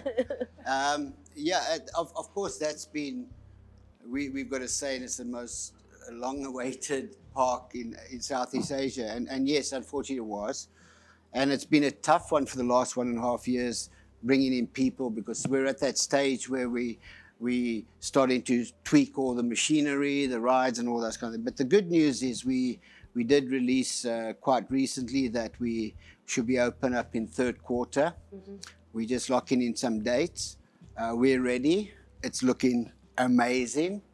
But you know, that's been an ongoing project, and it's going to be something that Malaysia will be proud of, and definitely pre-COVID, we are doing up to 28 million visitors a year. And whilst we don't expect to get that straight away once the borders open, it's going to be an added value for us to bring more people to Malaysia. No question. But of course, we start off with the domestic market. Right. The key, of course, is what price levels we pitch it at. But it's going to be a super cool experience for families, for young ones, he doesn't ride roller coasters, but I do. But anyway, there's some really cool experiences. And that's the big one we all know about. We've been waiting for it. But, you know, over the last 1.5 years, we've re-looked at our business and how we do it. One of the things that I'm spending a lot of time right now is looking at the mid-hill, because if you recall in 2013, that's when we went into what we call our Genting Integrated Transformation Plan. Right. That's where we spent all the big billions of dollars and stuff like that. So that's almost finished with the opening of the theme park. We've got our everything going. We've got our skyways and shopping malls and new hotels and stuff like that. So, but we've got a little secret gem coming out. We've been focusing a lot on the mid-hill, where Awana is. And we've already started. We've put in a really cool brand called Ayu. It's a day club at our pool. It's a Zouk brand, one of our partners. So very much millennial, 45 minutes away from Kuala Lumpur. And in and around the whole area, we've been creating the most amazing jungle tracks. You can't believe that mountain, how many beautiful waterfalls it's got. And nobody's ever really explored it. So I think during COVID, a lot of people started the walking, the trekking, the hiking. It's become now the norm. And I reckon once we open up the borders, interstate borders, you're going to see a lot of people that are like-minded people, healthy, conscious of the nature. It's super cool. You should have seen what came out that mountain where during the COVID period, monkeys that you'd never have seen before. Gibbons is right in front of my door at Awana, that they're such shy animals, you know, and they all came back, you know, and that whole mountain is living again. And that's a super cool thing for most of those like-minded people that like the outdoors, that embrace nature. So that's another very, very cool product that we're going to have, and lots of it. And then, of course, we've got, you know, we were pretty generous with all of our tenants. I think as a landlord, we engaged. We knew that they're in trouble, and we assisted them a great deal, and I think they appreciate it. So we've got most of the people that are staying on, and we've got a long list of people that are going to be opening up once we get the borders open with additional lifestyle products. We're probably going to have the best steakhouse in Malaysia called Wolfgang's. That's kind of a cool brand. And Five Guys, burgers. And so we've got a lot of these international brands also going to be opening up to the new life after the borders open. So really exciting. Can't wait for inviting everybody up there. Because it's restaurants that would, by the time you open, how many F&B outlets would you have by then? I mean, pre-COVID, we had 140 ours and the third parties. We'll probably go down to about 120. But believe it or not, I've opened up 3 new restaurants in the last 6 months. Right. Really cool thing. And we're practicing. You know, we were ready. We were going to open them. So let's open them. Let's practice them. Right. And you know, I've got a hot pot that's got a bigger than this whole area organic farm inside there. And so we've got these cool products that is affordable, lifestyle. It's not necessarily expensive, but it can be afforded by everybody. And I think everybody that comes up, they're going to say, wow. You know, they haven't been sitting on their laurels. Right, and it's a great time right now before the crowd arrives to actually start, you know, prepping for it as well. You know, Tony, you said something very interesting though. You know, you said like the logistics could be bigger than aviation, and you're in education, and you're in, you know, food and all that, right? Is that a conscious decision to not just be in the aviation space? Well, I mean, as I said, this started before COVID. When you're an airline, you're never going to get the greatest valuation in the world, right? I'm still scratching my head saying, how is Grab worth $40 billion US? But it actually has no real assets. And so that, you know, prior to Grab, there was Uber and everyone else. And I suddenly thought, well, we've got better data assets than some of them, and we've got better brand, and we've got better conversion levels. So they embarked the journey to maximize the assets in the company. So I think if you know, I was blown away by Genting. I'm not saying this was Edward's here, but, you know, I was invited up for the weekend, and I hadn't been up to Genting for a long, long time, really a long time. And it's incredible what they have done with the land that they have and the assets that they have that have been given to them. And that's kind of what we've done at AirAsia, right? While people traditionally see planes as the asset, etc., you know, we have developed a food business, Santan, our airline food. Whether we're successful or not, time will tell, but we have 12 restaurants in a very short period of time. So one of our biggest assets was our data. And rather than keeping it locked up in a data server in the airline business, we decided to use that to go and build some other businesses. Our asset was our website. We are one of the largest apps in ASEAN. Right. So controversially, I said, well, let's open it up to everybody. You know, why don't we become an Expedia and an Agoda? Which everyone kind of looked at me like, you know, what drugs are you taking?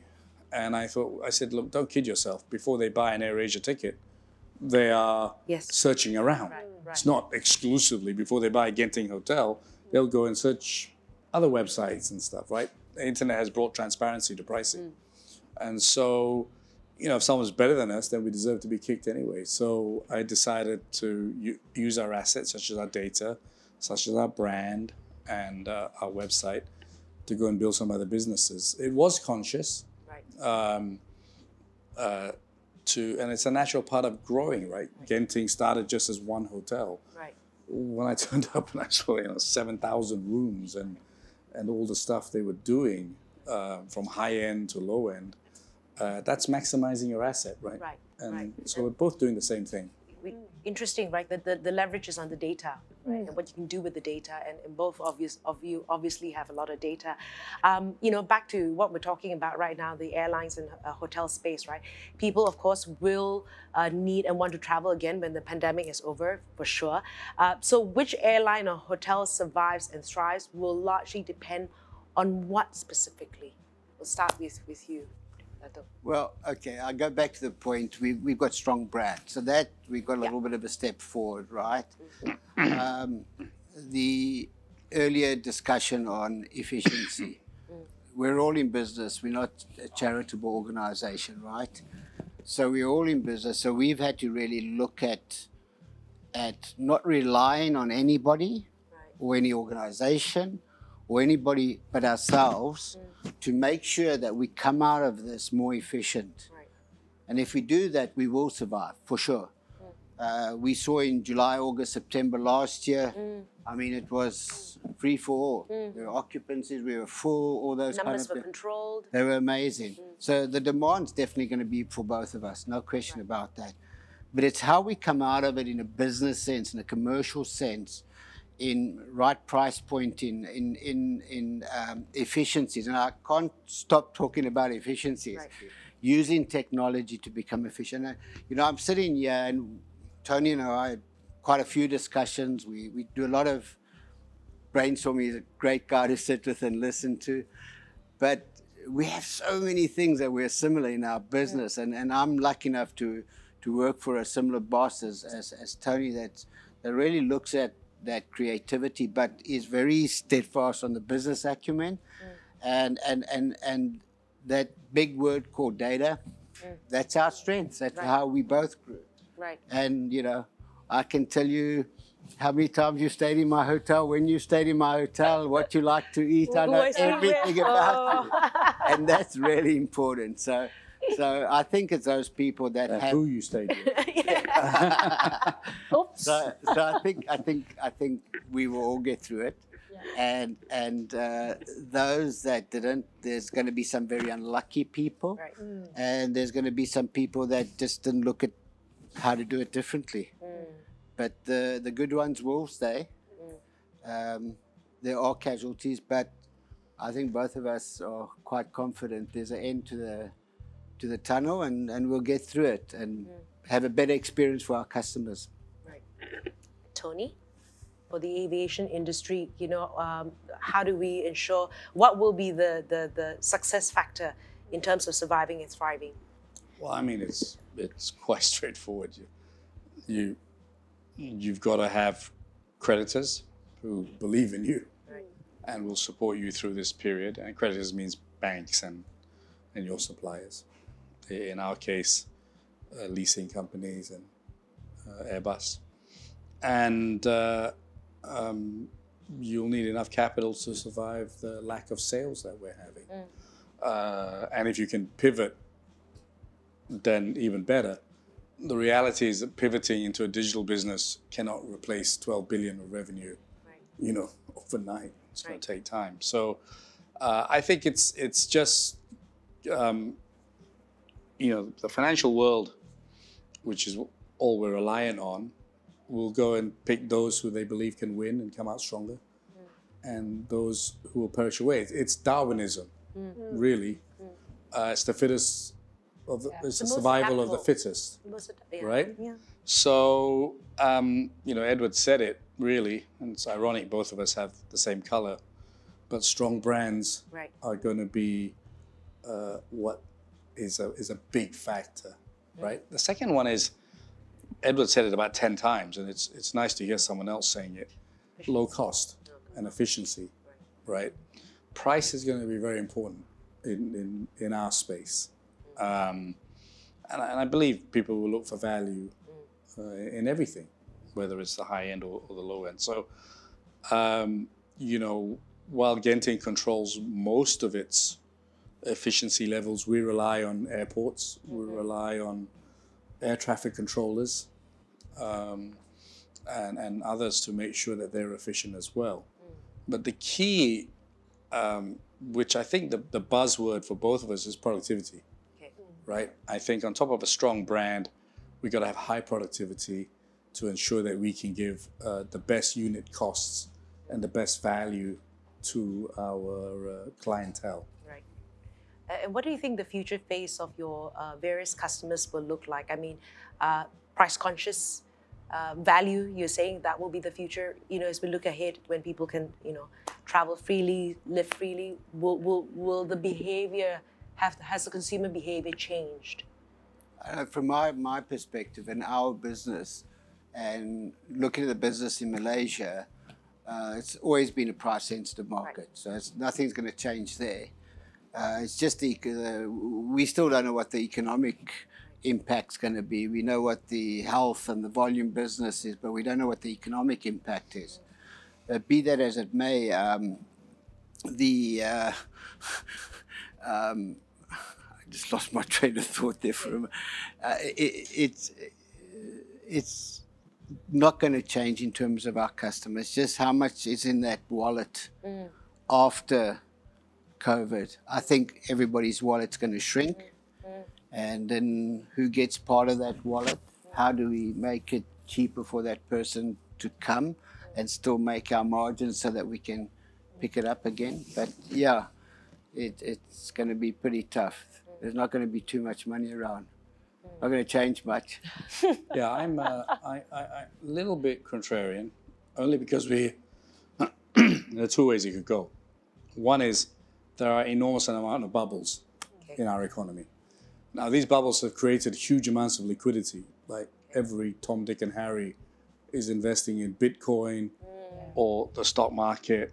You know, you only have to look at America with Robinhood, and then plus there's a huge amount of liquidity driven by the stimulus package that had been given out in the West, which obviously benefits us because there's a drive in consumption, which helps the factories in our part of the world and then helps both of us with more disposable income. So I think we're a little bit, I mean, I sit there still bemused that the Dow Jones can be hitting the numbers that it's hitting and the values of market capitalizations that you're seeing right now. So there is a lot of liquidity there. Right. And that could just help us avoid a very deep recession. Really, we should be in a massive recession right now. Right. Yeah. But there's a lot of liquidity in the system, which is driving. You only have to look, and I look at numbers like the ports to look at the trade flows, and the port numbers are very encouraging, the import-export. And you don't have to look when the Suez Canal was blocked. How did that ever happen, by the way?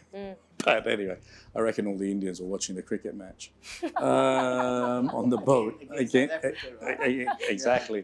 And then they just managed to forget to steer the ship in the wind. But I think we might just miss it. And I think you may, after periods of great economic shock, there's a massive amount of growth. So, and the biggest beneficiaries, if I can go back to the 1930s for those who are depressed, because we're in the most oppressive industry right now, let's be real about it. I came from the music business, as Yasmin mentioned. 1930 was the Great Depression, right? The biggest era for Hollywood was straight after that, right? And that's where his counterparts, Disney, built Disney World, and people wanted leisure. People wanted to run away from. So I do think we're in a nice spot if we can survive these next 4 or 5 months. They're going to be various degrees. I mean, I'm just looking at everyone here. Some got 75 masks on them, and others have got none. So it shows how human behavior is incredibly different in this world. But I think in the next 4 or 5 months, we will come to an end of it. And I'm looking forward to going up to Genting and seeing it packed to the brim. Right. There's nothing like that. And seeing our planes full. Yeah. Right. And seeing airports full again and people smiling. They're not always smiling because if we have delays, then people want to kill me. But, delays are a function of life. It's the only time in my life we have no delays because we only have 10 planes flying. Yeah. And we haven't lost anyone's bag. So I think we might just avoid a recession. We might just avoid. At the bottom end, there may be some wallets which are slightly smaller. But I think economic activity will pick up quite dramatically. And there's a lot of liquidity in the market. So we may just be lucky. And I think the hospitality and leisure industries will be the biggest beneficiary of that. I'd like to end on that fairly optimistic note. Better than your note on when's the next one. We haven't finished this one and you're talking about the next one. I'm not going to ask the last question. Dato', anything positive that we can, because I like that. I told you about skyworlds and climbing mountains and getting back to normal. Absolutely, we'll get out of it. You asked about price consciousness. Definitely it's going to be there. But my goodness, I only refer to July, August, September last year. Right. The country went crazy. It was fantastic. After 9 months of I said, that's going to happen. And then it won't just stop because then the international borders will open. And I'm going to be able to fly overseas and see my kids. Yay! Hi, kids, if you're there. It's going to be amazing. I haven't seen them for 1.5 years. So, yeah, it's got a lot of cool things that are happening, and there's a lot to look forward, and we're going to come out of this better than we were before we were. I think the key thing for everyone on the listening in is there are two ways of dealing with this. We can put our heads in the sand and cry about it, or we can use this time to reset, restructure, become more productive, find new ways of income. I mean, this TV program is a way of you kind of, you know, restructuring yourself from a magazine to something more interactive. So we've all kind of adapted, and I'm optimistic. Right. Okay. Reset, restructure, rebuild. Thank you very much, gentlemen. We've come to the end of our Airlines and Travel segment. I'd like to thank our speakers, Tan Sri Tony Fernandez and Dr. Edward Holloway, for sharing their insights with us on Hospitality Asia channel. We will take a short break. Look out for our next session on the Industry Association segment, and it's happening at 4 p.m. Stay tuned.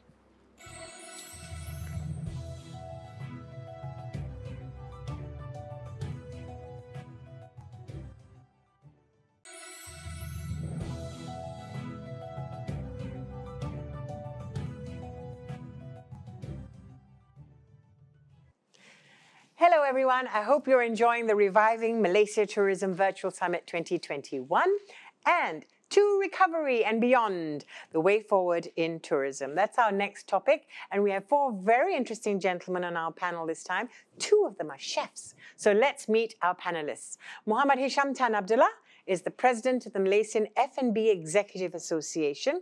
He is the major driving force of MFBEA and the go-to guy in all matters relating to the food and beverage service and hospitality industry.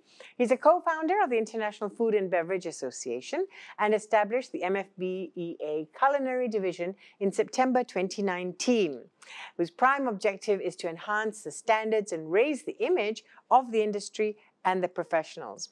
Our next panelist is Chef Bob Kamaruddin Adnin, the president of the Professional Culinary Association Malaysia, accepted by World Chefs as their national member association for Malaysia.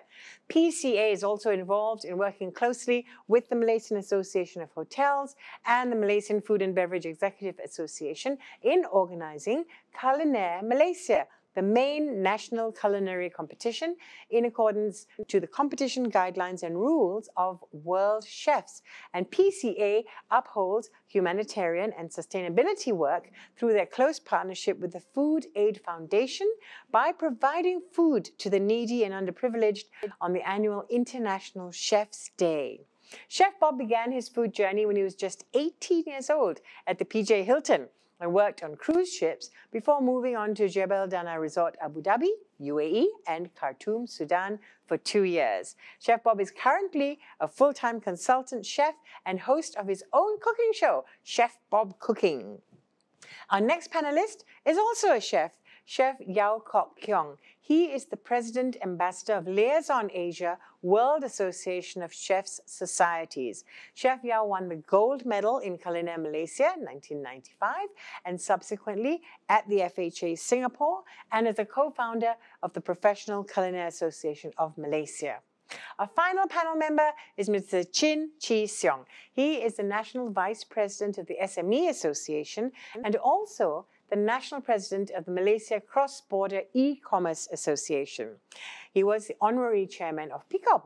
The SME Association has been organizing events to educate, elevate, and expose its members as well as small and medium industries, enterprises, and businesses in Malaysia.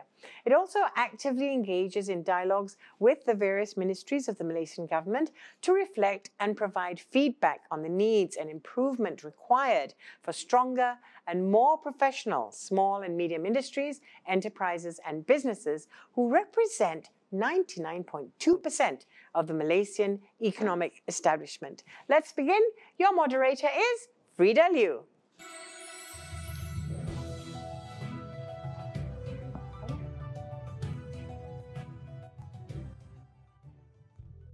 Thank you, Dato' Yasmin, for helping with the very long introductions of our very established gentlemen. Of course, you know, our topic today, I'm Priya Liu, and our topic for the Industry Association segment is about recovery and beyond and the way forward in tourism, because we can only look forward right now, right? So 1 year ago, the hospitality industry faced the greatest nightmare in history. Without a doubt, 2020 was a challenging year for all businesses, particularly the tourism industry. And besides the lockdowns, many businesses experienced layoffs and shifted to work from home permanently, and that was a handbrake that interrupted many supply chains, which caused a collapse in the global economy. So again, joining us this afternoon is Mr. Hisham Tan, President of Malaysian F&B Executives Association, Chef Bob Kamaruddin, President of Professional Culinary Association Malaysia, Chef KK Yao, President Ambassador, Liaison Asia, World Association of Chef Societies, and Mr. CS Chin, National VP of SME Association Malaysia, where we'll be discussing about our country's recovery and the way forward in tourism, because, you know, let's just look forward, right? So our first question is, without a doubt, as we know, 2020, tough year for all businesses, particularly the tourism industry. Will the hospitality industry and travel-related businesses recover in 2021? And I'm asking you this is where do you see the green shoots, lah? You know, where there's grass growing, everything. Maybe we'll start with you over on the other end, Mr. Hisham. I think currently in year 2021, with still the lockdown implemented by the authorities and no interstate travel, I think local domestic tourism industry is barely affected. Because the hotel industry, business-related industry, depends solely on the local tourism market itself. But without interstate travel, most of these hotels industry are barely affected, and they do not have any alternative revenue. If without that, then they can't save the jobs of all their employees that currently they employ. So for that, I forecast that maybe in Q3 of 2021, or in coming May and June, where most of us are going to get vaccinated, hopefully the interstate will be allowed. Then the domestic tourism will start to pick up. So, but if we don't get it in time by May or June, then we're going to see more deep downfall and barely affected as well. So. Okay. Chef Bob? Yeah, I'm looking in different way. If you see now, currently, let's say in Bazaar and Buffet Ramadan, right? The hotels start to picking up, guests coming in. I think it's a good sign now when they open this Buffet Ramadan, but definitely we need to follow the SOP on all these things. And be part on that also. A few, we are affected with the chef, we are jobless now, but in other way, they start to think in different way to become a new entrepreneur, a small entrepreneur to become their business. So that is good sign also. Okay, that's a good sign. At least they're coming out to be entrepreneurs and all that. I'll bring up that point about you saying buffets, and I'll refer to an earlier conversation we had with someone. They said it's okay in the Klang Valley where there is volume, but whether it's outside the Klang Valley where we don't have that kind of volume, maybe it's a different story. But anyway, I'll ask you that question. Chef Yao? I'm optimistic as an hotelier or as a restaurateur. We are resilient. I can see it's like the business and the confidence is come back a little with the help of the festival that is coming soon. And hopefully from there, the momentum is carry on, and more confidence will be built and more help will be on the way. Of course, vaccination is one of the key points in our business.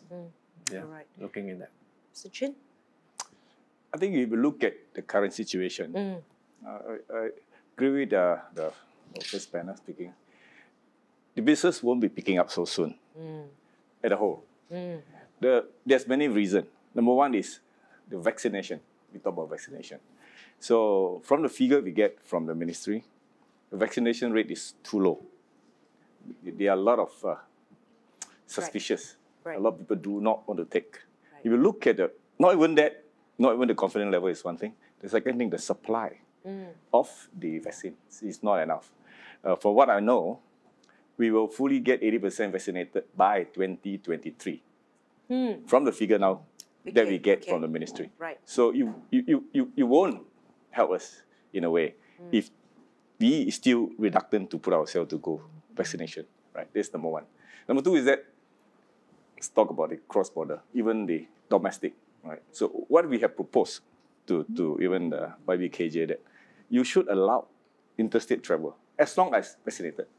You give me a vaccination license. So, but that was in the consideration of him that he will consider this fact. I talked to him in a meeting that we have. I said, if we are vaccinated, why don't you allow us to travel, right? So by then, how can we overcome this situation for the tourism and hospitality industry? Number one, the government should allow some certification, such as pandemic-free tourism spot, pandemic-free hotel, so that you can go. You can certify in a way, through some procedure, through some IT solution that implemented, with some digitization tracking system. What do you have to allow such tracking activities to certify the tourism spot, especially the tourism spot. I was with someone having a dinner last night. He just told me, I closed down my two tourism company in Sabah. Even in Sabah, in KK, he has to close it. There's 1 year no business. And he has to lose like $500,000. So how could they survive? And how could they recover? So many help needed from the government. So that's why we are here to help, to get more information for industry from all of you, that we can propose what the best for the industry. Right.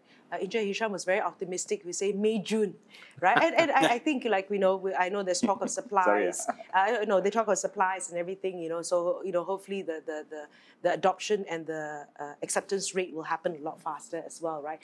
So as domestic tourism becomes the focus, right, how do we prepare the hospitality industry towards recovery and beyond, right? And maybe we'll zoom into F&B and culinary. What can we do in preparation for that?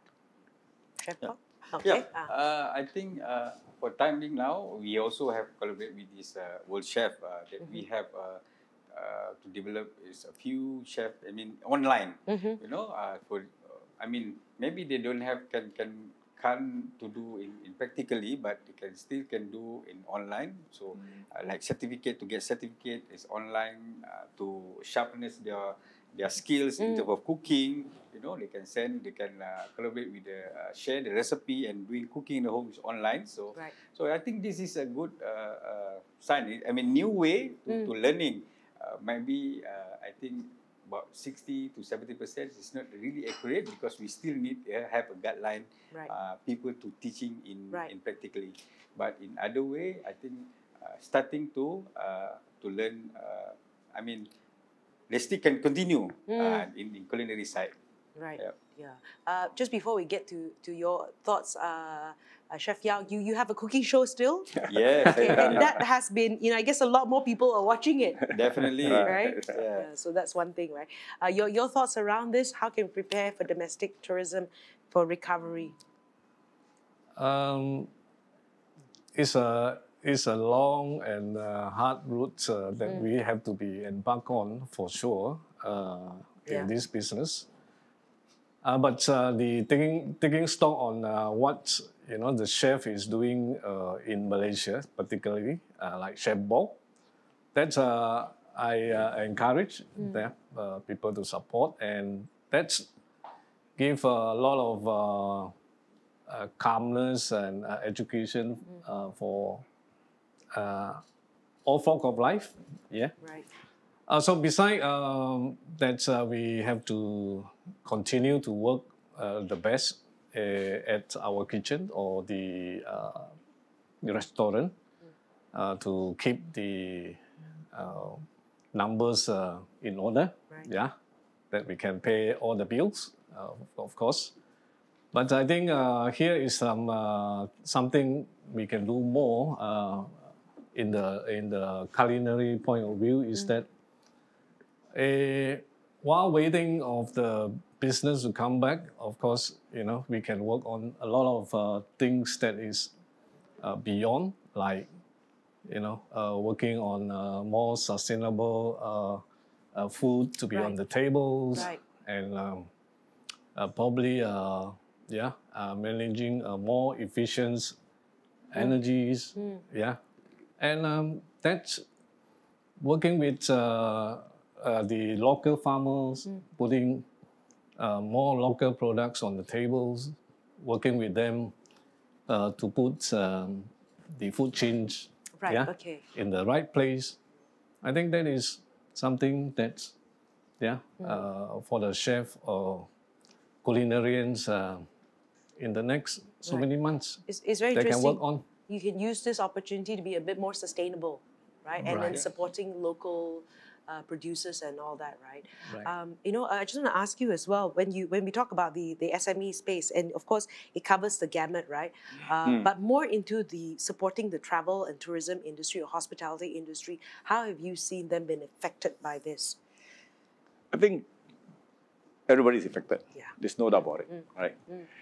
How can we make use of this very special moment? I'll say special moment means it's somewhere we haven't seen before, right?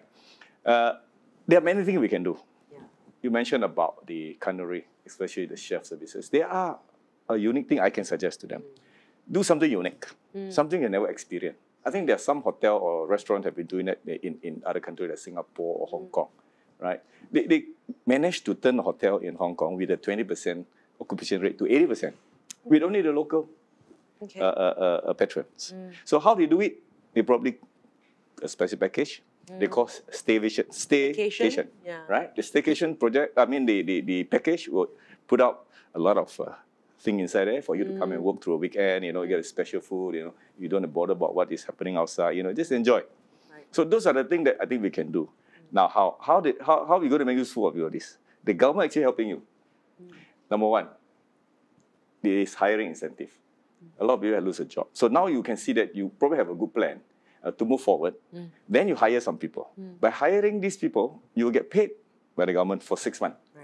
Besides that, they also a training package from Pakeso that are given to you, 4,000 and 7,000, depending on categories. So those are free money for you to utilize, to train those people. Maybe you have a culinary course, you can put that in.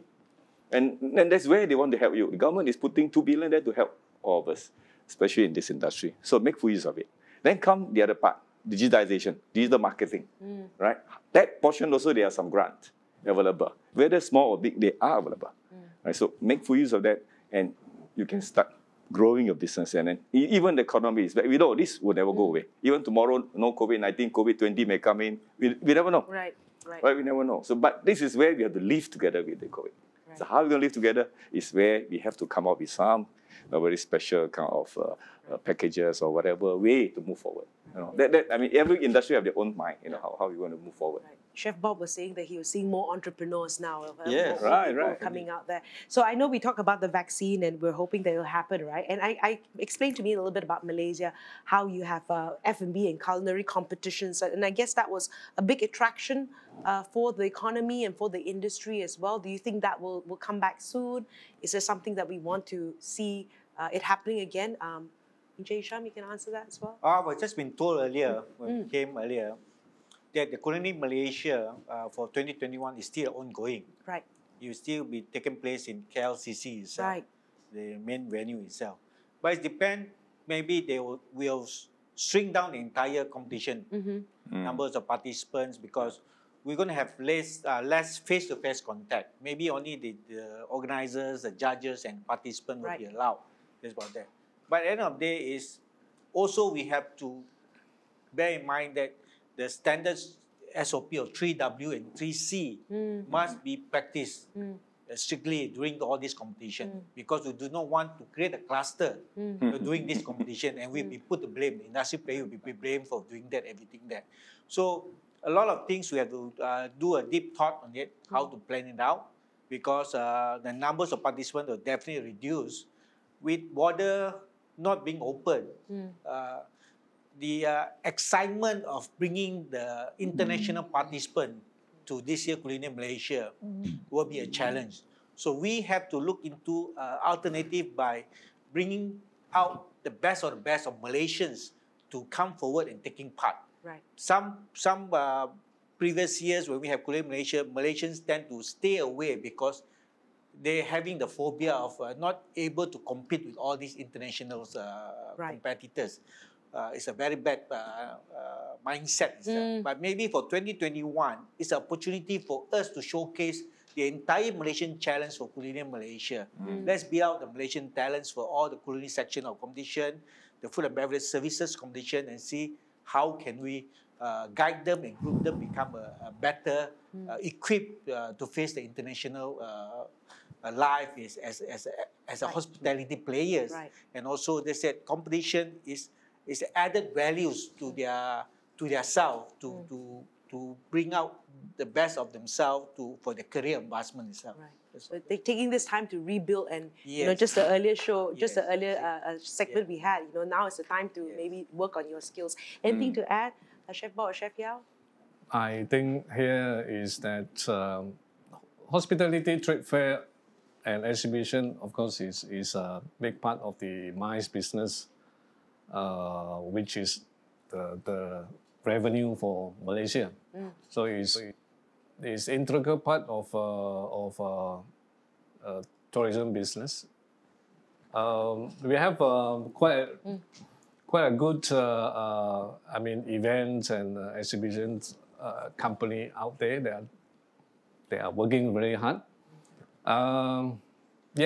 For trade fair, and especially this Food and Hotel Malaysia, which is will be on from 21st until 24th of September 2021. In a smaller scale, exhibitions will be blended, which is live streamings from our partner from overseas. That's also will be into the culinary competition as well. So we have some judges or participants that this is their training ground or their hunting ground. They cannot be here this year. They'll be probably having the live streaming. They will give a lot of live for the exhibitions, and from here, I think they will be carry on. For the future or more exhibition will be coming. So, Mr. Chin, around this as well, right? Hospitality, trade fairs, and exhibitions, right? Where hospitality-related businesses rely very much on showcasing their product profiles, right? How do you see that changing? And sometimes it's not the obvious ones, also the other industry supporting it, right? What do you see happening in this space? I think a trade show or even exhibition have to go on, maybe in a different way, right? Now you have this digital platform. You just think of some innovative way. A good suggestion is like what Che Shang said, that you have a competition among the chef, local chef. You promote local name, you promote local product. I think during pandemic, during MCO, all of us are hungry to eat. We want to try some new food. We want to know more things. From the internet, you can see every day there are people who send you some nice picture of even nasi goreng, special recipe, and then you go and find. So this is where you can promote.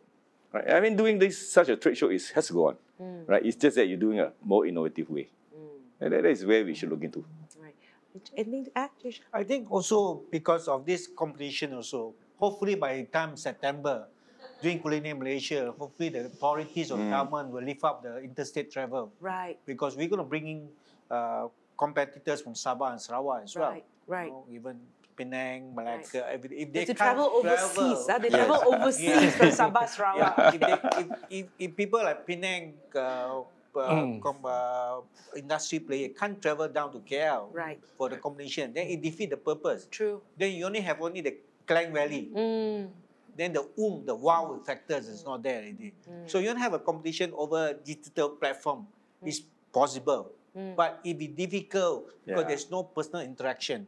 Because on these competitions, especially on culinary side and even on beverage side, you need to have a little bit of personal touch to see how they prepare the mise en place until the end result of the product. So digitalization maybe in a cook show, yes. But in a competition, not say it's not possible, it's possible, but it will take time for us to set up the criteria right. before we Right. can do it on the online platform itself. Because you have to smell it, you have to touch it. you know, and I think just how we mentioned about this. Yeah. I mentioned earlier that vaccination certification.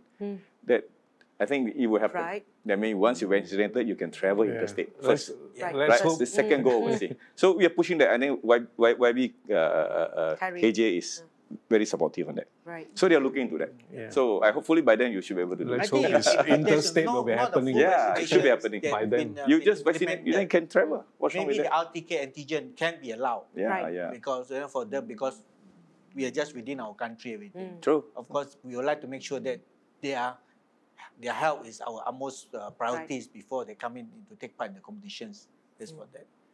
Right. I want to ask you as well, before we get into this, the topic of digitalization, have you seen, and we've had our conversations throughout the year. It's always been very, very down and very miserable, right? But do you see anything that's promising and optimistic that's happening with businesses in this space, probably in the hospitality, SMEs that have sort of like done things a little bit differently? And of course, all of you can also share what you've heard. I think it's sad to say that our Ministry of Tourism are not really putting much effort. Or maybe they just couldn't find a solution for that. Of course, we have to start looking at what we can do.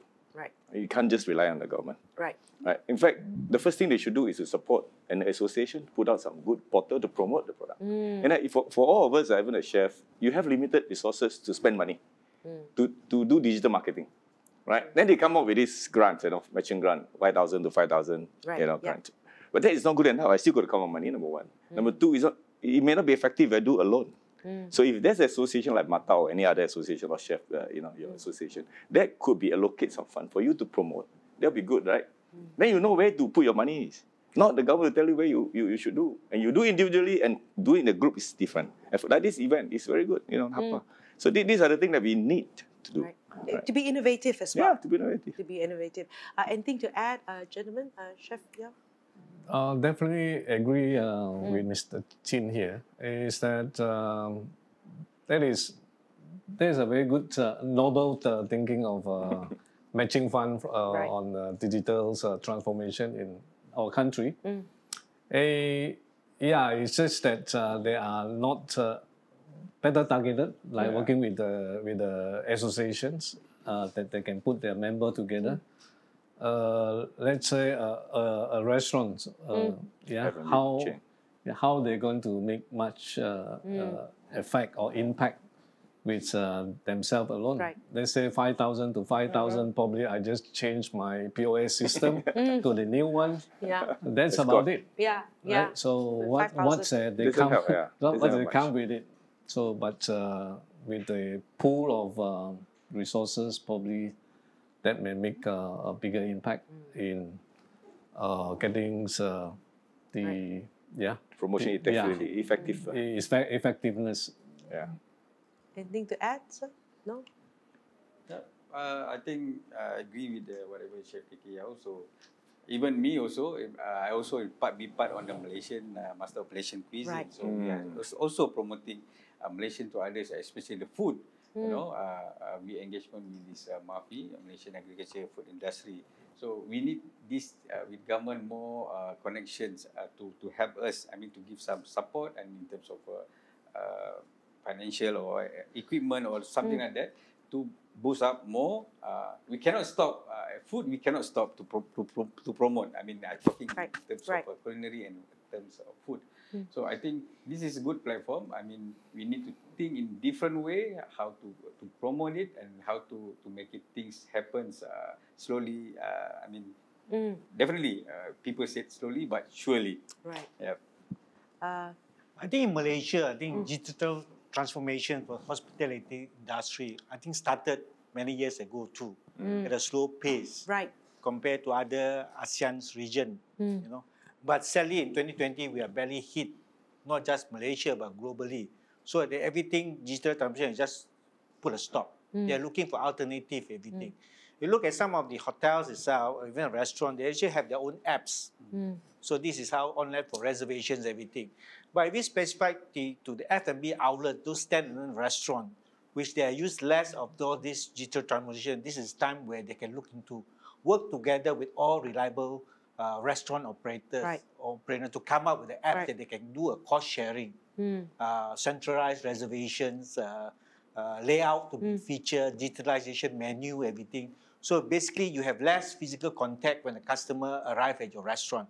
Everything has been pre-ordered, you know, and then the moment the time you speak arrive, what time? It's 8 o'clock. It's very similar to the Chinese New Year gathering in a restaurant, in a hotel restaurant. Everything is been pre-planned. You book, you pay, and you are giving certain hours. If you say your dinner starts 7 o'clock, it's 7 o'clock. 15 minutes late, your table is away. Yeah. Right. So this is the things that we have to look. Which is a good habit to have as well. Anyway, right? To turn up on time. So it evolved. The entire F&B scene and hospitality scene in Malaysia, beginning of late 2020 now, start to evolve tremendously. So I think we'll take another, maybe by year 2023, hopefully the entire digitalization for the hospitality industry, be hotels, travel agencies, even the restaurant itself will transform tremendously. We'll see less contact, physical contact to your diners' tables, everything there. Right. The dining etiquette will change, the service etiquette will change, everything will change. You can see more stringent SOP be in place, everything there. You know, we cannot just take things for granted. You know, like they said that nobody can tell when this virus will just go off. Right. You mean the AI is taking over? Or? The AI. I don't think AI is taking over. I think recently I heard that one of the medical center, they actually invest in the robotic to do misting. Right. Okay. You see? I still want to talk a little bit about digital transformation, but before that, I want to talk about marketing, right?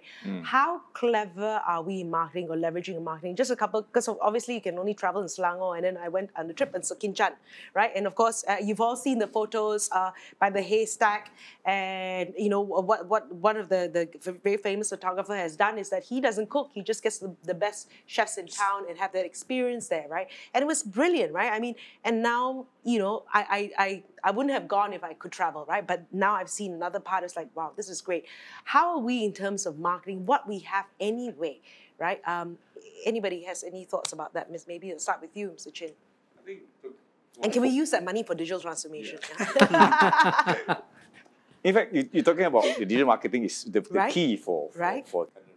even F&B business. Right. You know, a very simple example is you use YouTuber or food blogger, you know, or influencer. Right. You know, I know recently I went to one curry mee shop in Pandan Jaya. You call Charlie.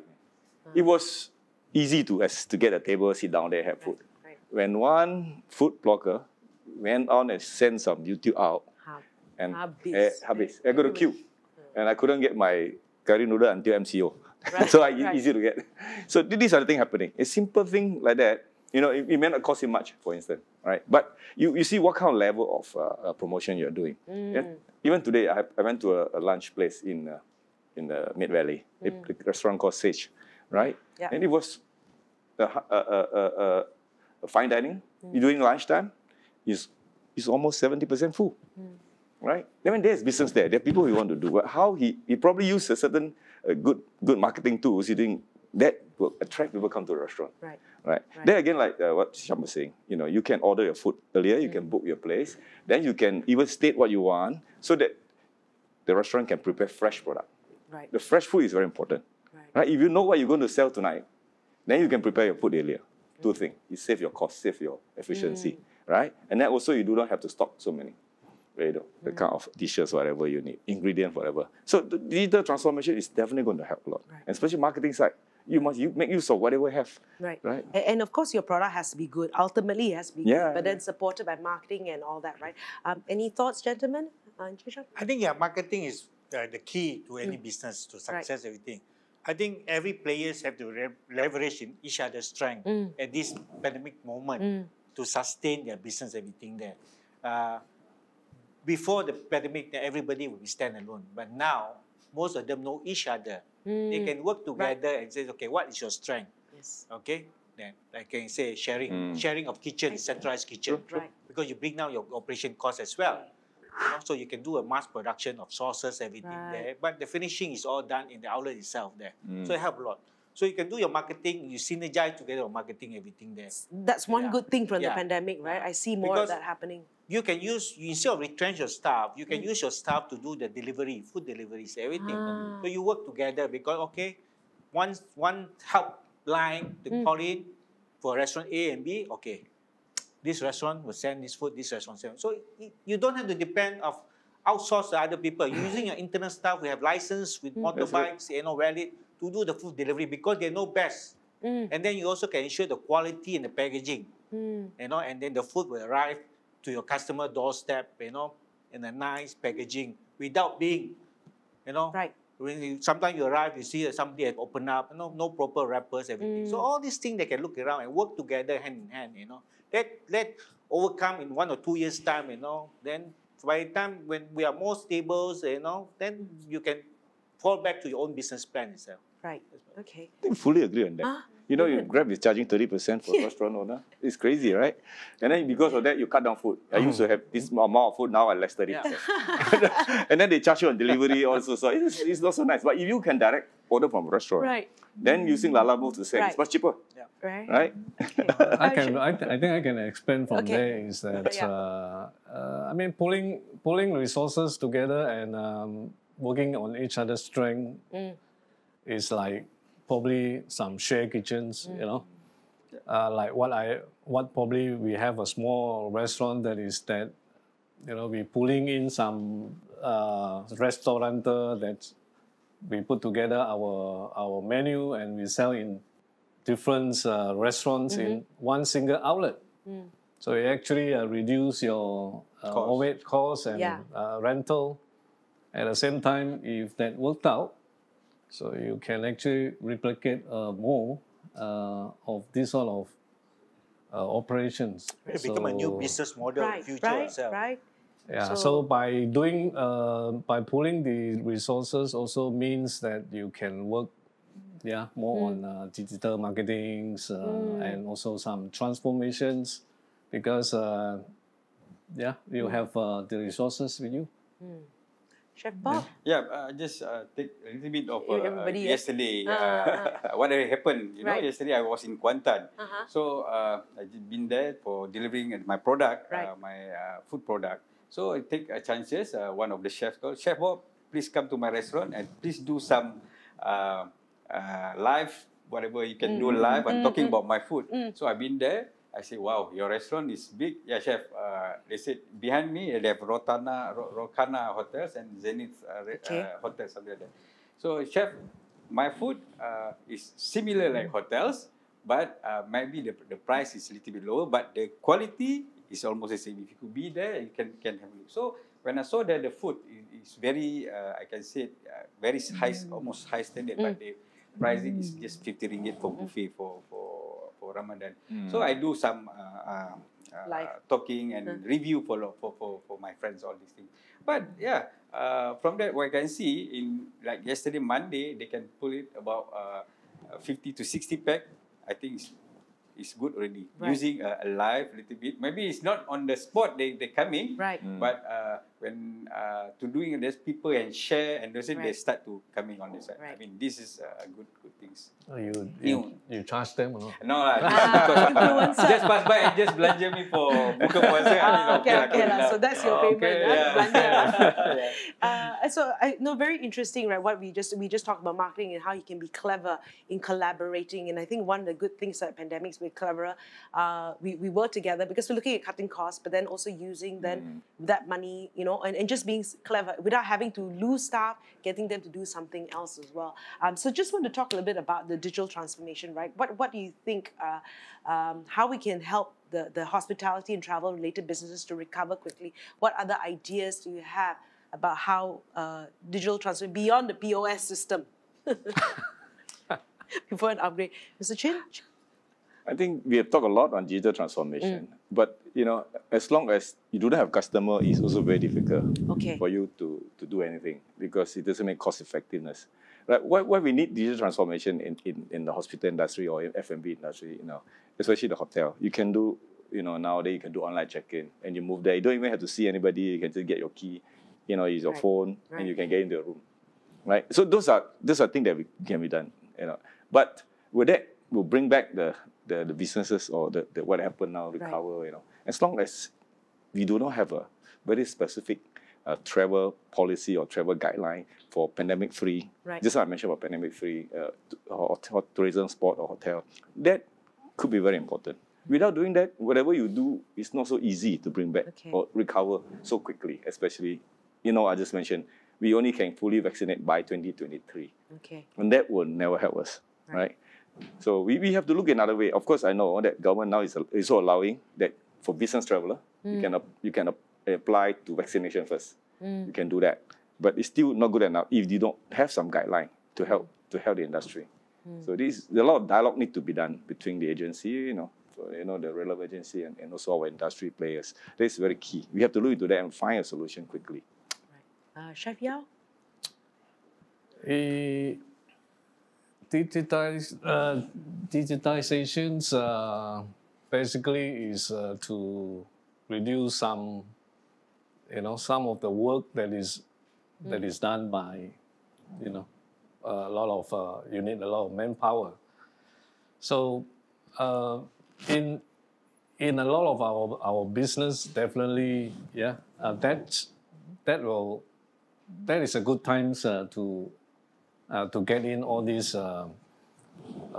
products or resources, because it helps to reduce your costs in terms of machinery or again, it's not POS, but basically it's some computerizations in the integrated in your company.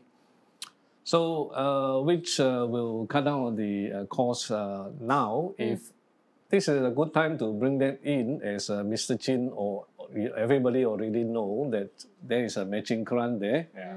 And there are also many courses which is organized by the government's agency that is free actually.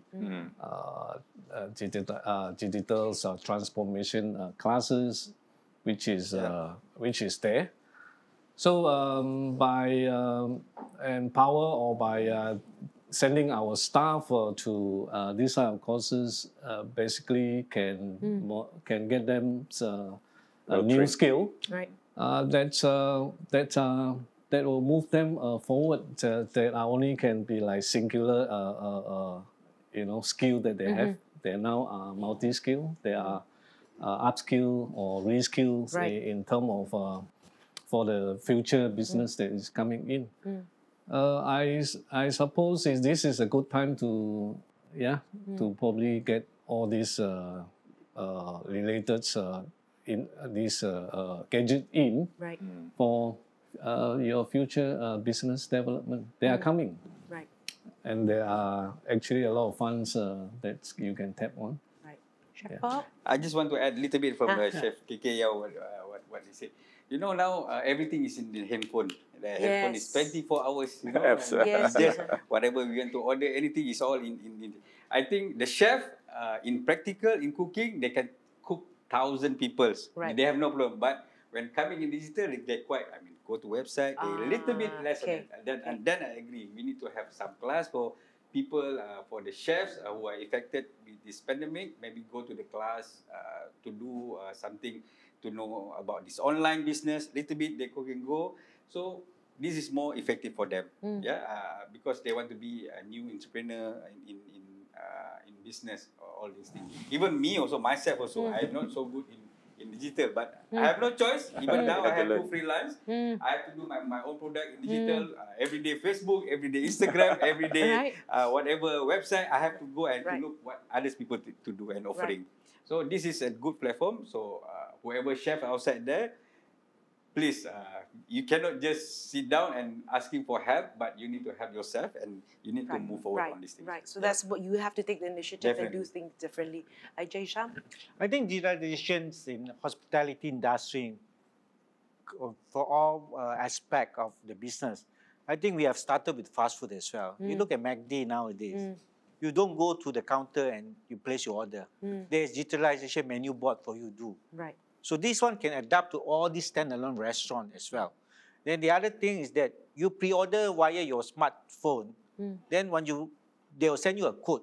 Moment you arrive there, there is one food big warmer that you can key in your 6-digit code. Right. Your food is already there, it's warm. Right. It's not applicable to all kind of food. It depends on what kind of food that is that you implemented for your restaurant itself. So you have to be very careful of what you want to do, everything there. And also that all the staff currently that they have to be trained, you know, to be know how to apply this gadget. You know, and the gadget also must be user friendly as well for other people to start to browse through the apply. You know, QR code menu at the on your table itself, no physical hard menu, everything there. But in our industry, it's very unique that people like to have personal touch. Yeah. You can, but not necessarily by taking orders, you know. Personal touch can become while you're serving your food or come and do a follow-up service with your customers, your diners, know how the food, everything, you know, check in how the system is, our system user-friendly. So all these you gather. Then you can work out the weaknesses of the system you have in place, enhance it. That's what that, you know, that's what that. Right, thank you so much. I know, and of course, we didn't get to this point I wanted to talk about because we're running out of time, but even with an SMEs looking into data and how they can better understand their current customers and their future customers. But very interesting talking about, you know, technology, how you can do, doesn't mean you lose your customer touch, right? You don't lose that, but you can use technology in other ways. Build your profile, you know, and just go out there and do things a little bit differently. Thank you so much for your time, gentlemen. We have come to the end of our Industry Association segment. We'd like to thank our speakers, Mr. Hisham, Chef Bob, Chef KK, and Mr. Chin for sharing their insights with us on Hospitality Asia channel. We will take another short break. Look up our next session on our plug-and-play turnkey solutions company helps F&B businesses, especially startups, during this pandemic. So stay tuned for that.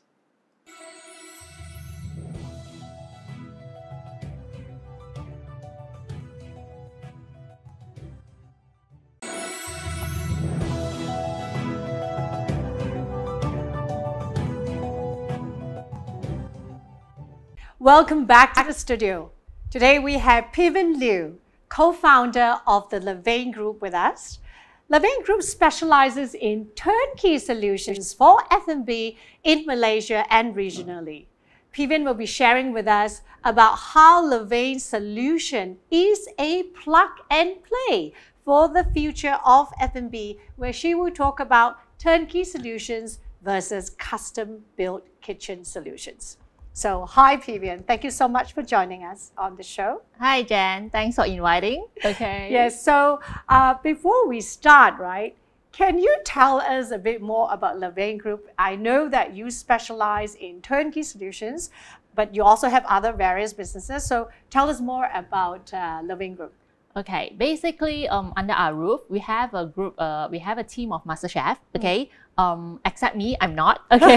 All my partners, they are all the master chef in this line for more than 30 over years. And we do provide turnkey, as in from A to Z business setup. Right. So what do we call about A to Z is because basically many people have dreams of setting up a F&B business, but they do not know where to start, how to start, and most importantly is a common question is, how much should I invest, you know, okay? So this is because F&B is we can transform from a very small business to a very large scale because we do set up like central kitchens and things like that. So when people come to it, basically we custom made a whole concept solely for them.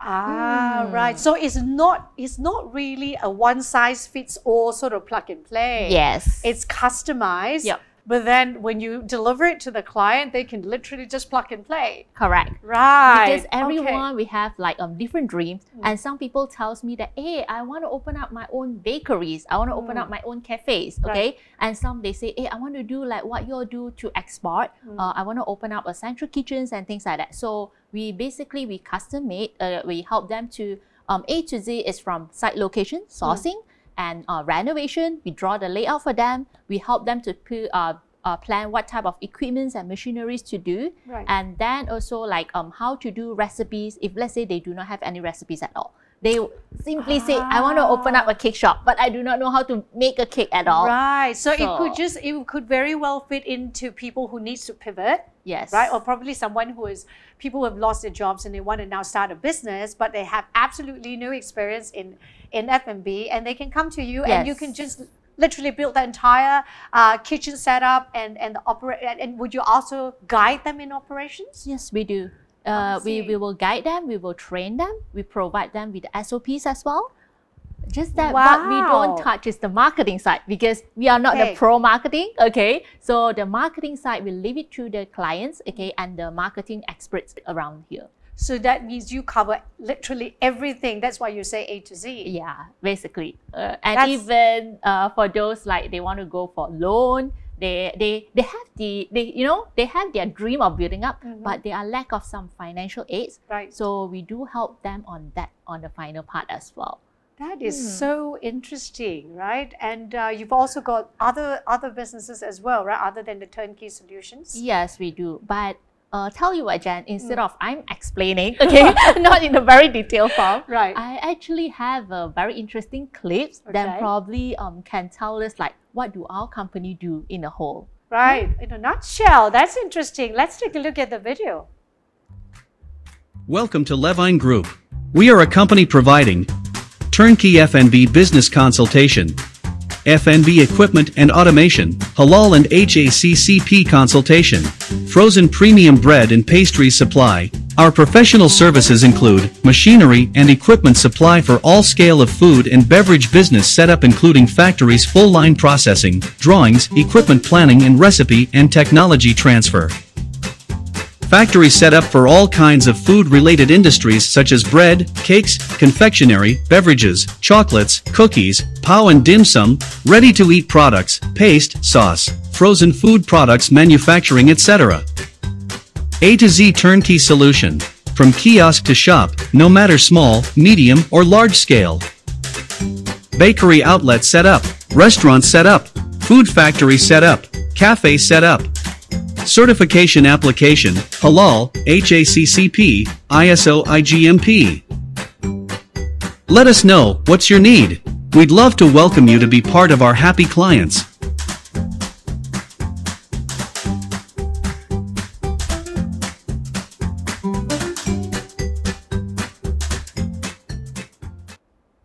Wow, you are right. You know, it's just one clip that tells you everything in a nutshell. Yeah.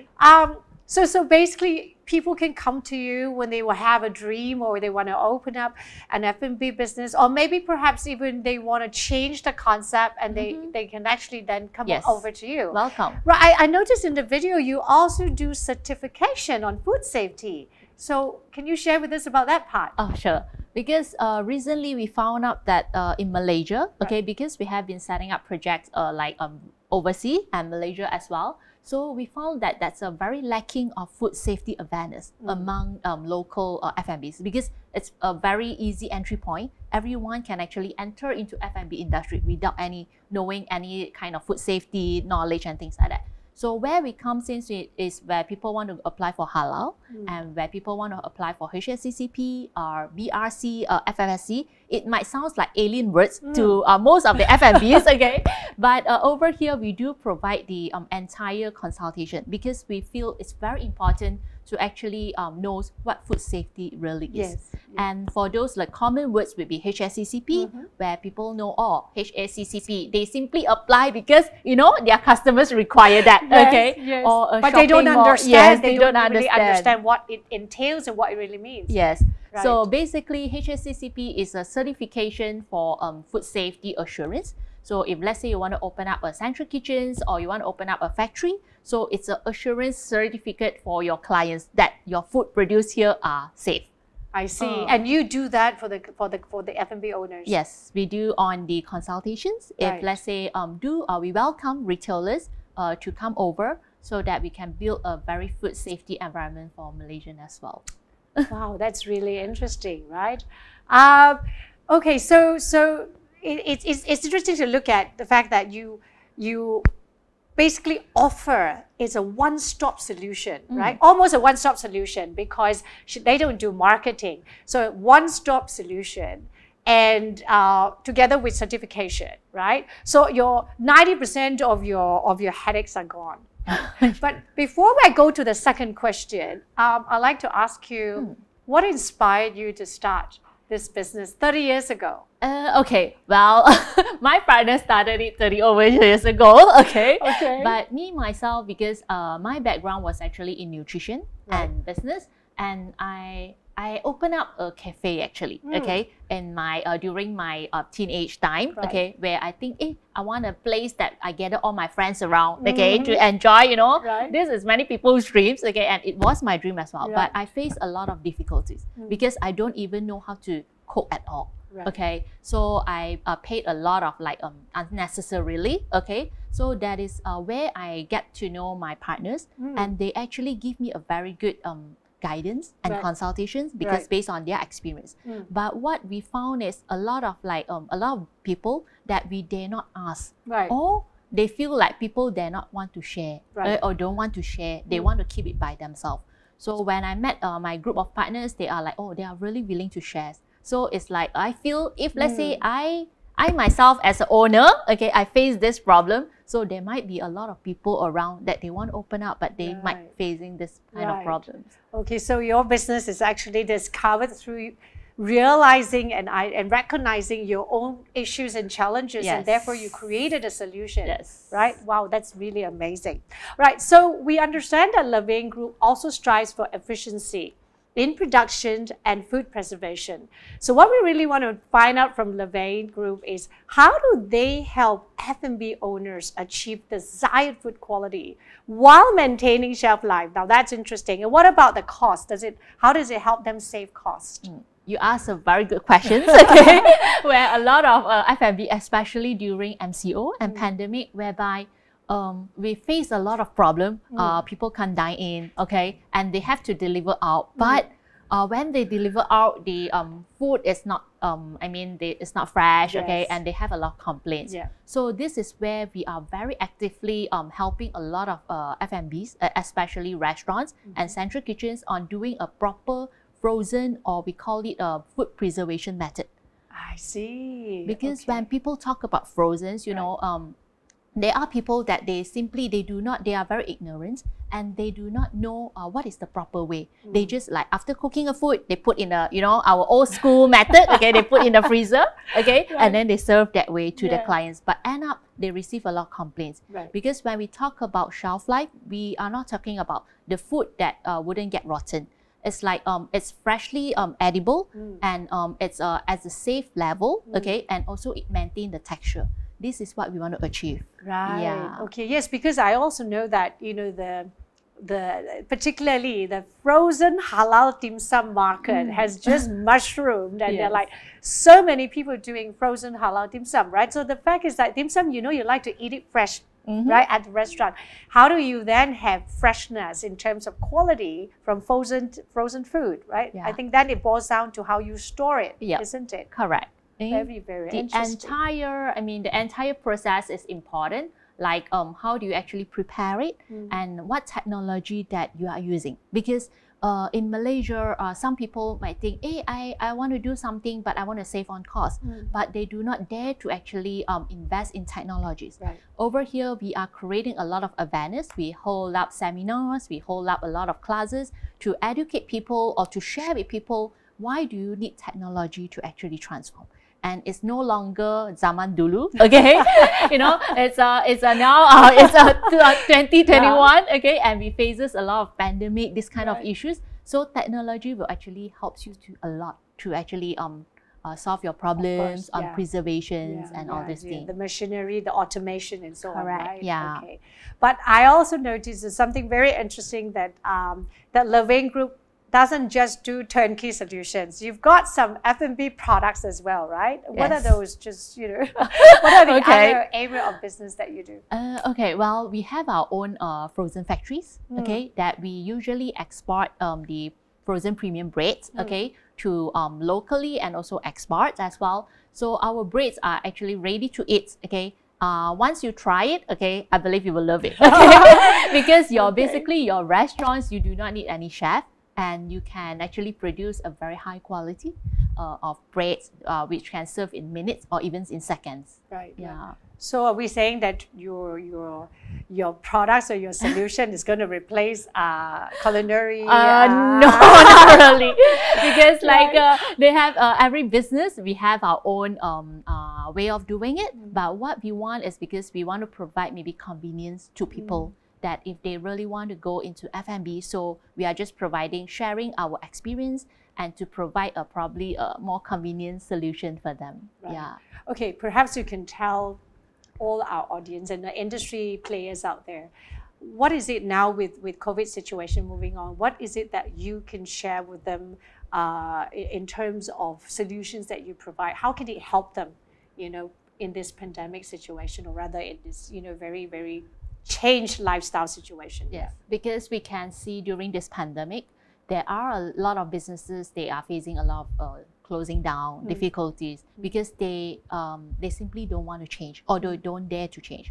So what we can share is no matter how life has to go on, okay, if you are already invested your money in F&B, why not just walk out from the circle, learn what technology can do for you all and how you can actually transform. Because I can see also many of our clients, especially the manufacturing line, they are doing really good during this pandemic. Really? Yeah, so there are people around that can actually help out. So dare to speak up, tell people your problem so that others can assist you as well. Wow, I love that. I love what she just said, you know, about that part about, you know, seeking for help. So those of you who are in need of any form of assistance, in terms of your F&B business, do give a call, give a shout out to Levain Group. They're all here for you. They're providing an A to Z solution, all under one roof, and they will definitely be able to find a way out for you.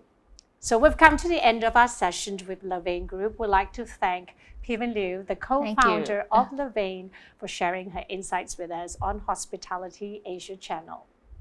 Do look out for our next session where we will be talking to two amazing gentlemen who are very experts in their own field about evolution and innovation in the tourism industry. We'll see you then. Stay tuned.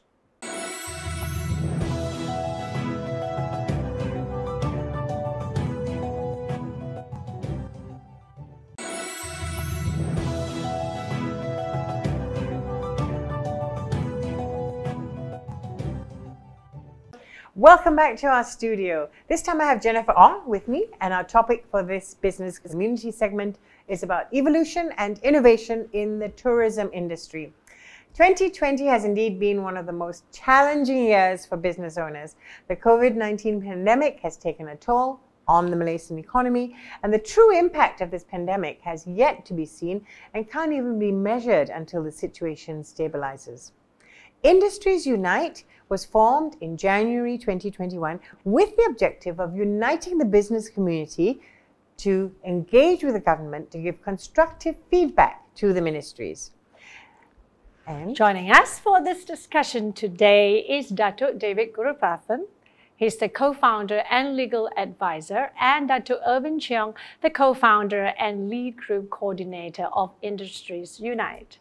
Now let us dive into our discussion on what the new ideas and innovations that we need to bring to the table in order to stay competitive regionally and globally. Well, question number one. How have the challenges for business during the pandemic changed the way businesses are run in Malaysia?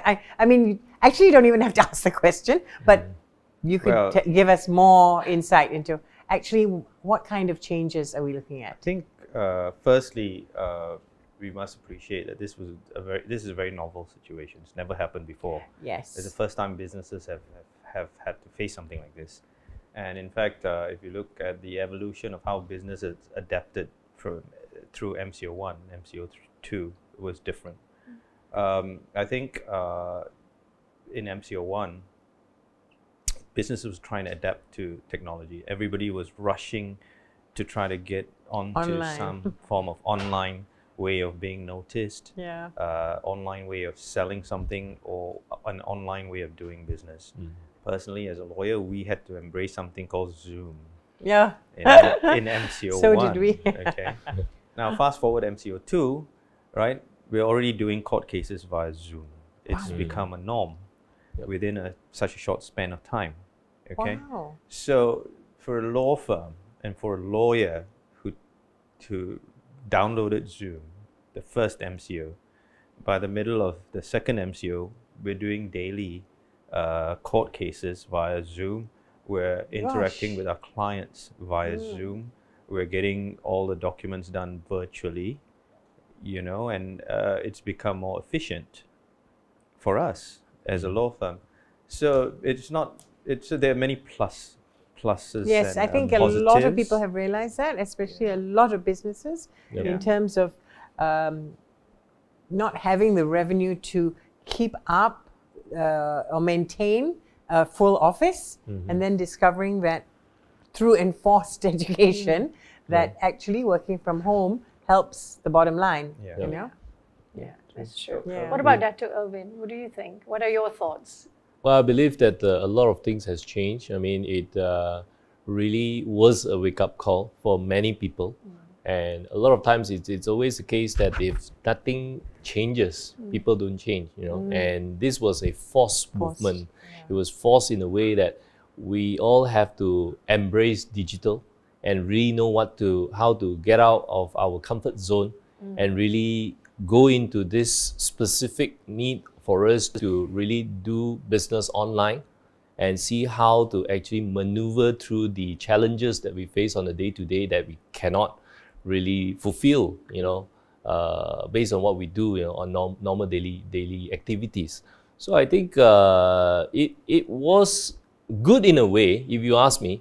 I feel that any form of movement or any form of changes that actually elevates us as a nation or even as an individual actually really truly gets us Going, in front. isn't it? Yes. So there's this statement of change or be changed, Yeah. change Yeah. or phase out, right? Yeah, you're right. Right. Actually, in You're fact, right. the whole human species has evolved based on adaptability. Correct. Adapt to survive. Yeah. Those people who cannot adapt, or those species that could not adapt, are long gone. They phased out Only anyway. the ones that adapt survive. And Yes. likewise, we've already seen in this short period of time Yeah. businesses that have been able to adapt Yes. to the situation that we're in survive, and those that haven't have just fallen by the wayside. Which brings me to this question.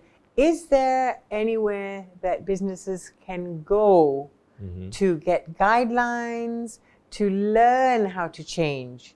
Because if you don't have the tools and things happen suddenly overnight, who is going to teach you what to do? Actually, know? just to put a perspective, of course, bigger businesses, they can employ Yes. consultants, or they can Yes. look at what's available out there and import that technology. Yeah. Or, you know, you can get your cameras, you can do everything. Exactly. But we've been working with the micro entrepreneurs Yes. in Industries Unite, and we've realized that even the micro entrepreneurs have their associations, like Academy Usahawan is a very good example of micro entrepreneurs themselves going online to find out what's available to them, what aid is available to them. And then when, for example, Academy Usahawan, who represents the micro entrepreneurs, and they form part of Industries Unite, they also have an ability to have the part of that conversation or dialogue with the bigger businesses, the bigger associations, the SME association, and so on and so forth. And then they, from there, get to translate some of this down. And then the next stage, or where they benefited, or where we've been able to work together as a collective unit for the survival of businesses in Malaysia, is also being able to engage with the ministry. So a good example of, just let's talk about the micro entrepreneurs, and to answer your question, we went to see the entrepreneur ministry, Wan Junaidi, and you know, I must say that the ministries and the ministers that we had opened their doors to us. So when we wrote in and we said, can we see you, can we have a dialogue with you, to be honest with you, we had 6 ministers in 2 months open their doors. Okay. And so to tell you how that happened with Dato' Sri Wan Junaidi, the entrepreneur minister, you know, he said, fine, come. and who's coming? And we said, well, we'd like to really see how we can get the micro entrepreneurs some aid or what we can do for them, because that's really a part of society that really needs some help right now. And he said, fine, come. And so when we went for a meeting, it was just 5 of us, but on his side, in the big conference room, he had brought in the CEO of SME Corp, the CEO of Bank Rakyat, the CEO of SME Bank, and all these people, and we were all in the same place. And the micro entrepreneurs were able to tell these people what they required, and they were able to give feedback. So a lot of these initiatives, firstly, it was very refreshing to understand and to know that all these initiatives are there. SME Corp, SME Bank, Bank Right. There's so many, even Bank Negara, so many initiatives out there. But the first thing is they're not translated to that group. In other words, these people do not know about it. Exactly. That's number one. Number two is when the authorities then publish their take-up rates and so on and so forth, you find that it's never the level that they want. You know, how has that translated down to the ground? And so by having these associations that work through us, the authorities were getting the data and the feedback and the suggestions. And that was translated in a matter of hours. And then the disconnect was closed. And then you found SME Corp coming in with things like, okay, we will do this for you. We will get a universal POS system, online payment system for the street vendors. And then just from that meeting, for example, they were, you know, that the commitment was there, or the funds were there. And that allows the micro entrepreneurs now to go into this digital economy. Okay, so interesting point there, Dr. David. You're saying that, you know, if that meeting hadn't taken place. I was just about to say the same thing, yes. Right, so then how would the voices of these small micro entrepreneurs be heard? Right? Because the bridge from that level to that level is quite far reach, right, for people. So is that how and why Industries Unite were formed?